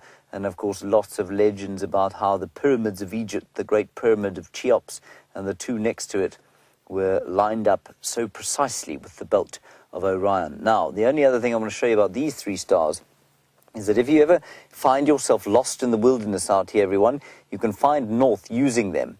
On the far left-hand side of your screen, you can see a slightly dimmer star. And if you make an arrow, basically, with that dim star and the belt, if you put an arrow sort of through the middle of that right-angled perpendicular shape and go down towards the right-hand side of the screen, so you will find due north. So remember that if you're ever lost out here. Now, we're just going to zoom out. It's going to look a little awkward because the frame rate is such that it'll make the picture jump. So as Dave zooms out, we'll go and show you another star. You can see there the frame rate very slow. If you just stop there, Dave. That you can see a sword on the top left-hand side of your screen. That's Orion's sword. And that's the sort of shaft of the arrow if you're trying to find north. So if you use that as the shaft and the belt in that dim star as the arrow head, you can find north. Now if we go out further, and to the side, there we go, you can see the different color there. You can see that is a red-colored star, and we'll zoom in on that now. That, everybody, is Betelgeuse, which we can only say twice for the fear that Betelgeuse might actually appear. The ghostly form thereof. I've now said it twice, of course. Now, I can't say it anymore. That reddish star is what we call a red giant. And a red giant is at least 4 times the size of our sun, and it's coming to the end of its life, which means that all the heat, the hydrogen in it, has pretty much burned up through those massive nuclear fusion reactions that are going on there. And it's eventually going to implode on itself and form much heavier elements. And we can go into the physics of that at some other time if you like. I find it really fascinating. But it's red because it's starting to lose energy. It's not white anymore because of the hydrogen reaction starting to reduce. Then if we go to the other end of Orion, the other side, there we go, far left-hand top corner, that's that moth flying out there. So the far left, that other bright one there, is, in fact, Dave, if you stay there, that's perfect. That is called Aldebaran, and that's the other bright star in Orion. Now, if you look top left-hand side of your screen, if that moth would get out of the way, that would be wonderful. Top left, you've got his knees, that's Aldebaran, and then the slightly dimmer one up to the top, you can see his belt and his sword, and then Betelgeuse, oh dear, it's going to appear, I've said it 3 times now. That's the left shoulder, and the other star you can see is the right shoulder there, and so you can kind of see how he is lying on his right shoulder, facing off towards the north. Now, as we go out from there, Dave, if we can go, can you see that bright star up there? This is going to be very difficult, everybody. Orion's very easy to spot. But Sean and Secunda, you got it. Sean and Secunda, you're wondering about Jupiter. There is Jupiter. Dave, we're at full zoom there. Nope. See if you can get closer. You want to know how many moons there are.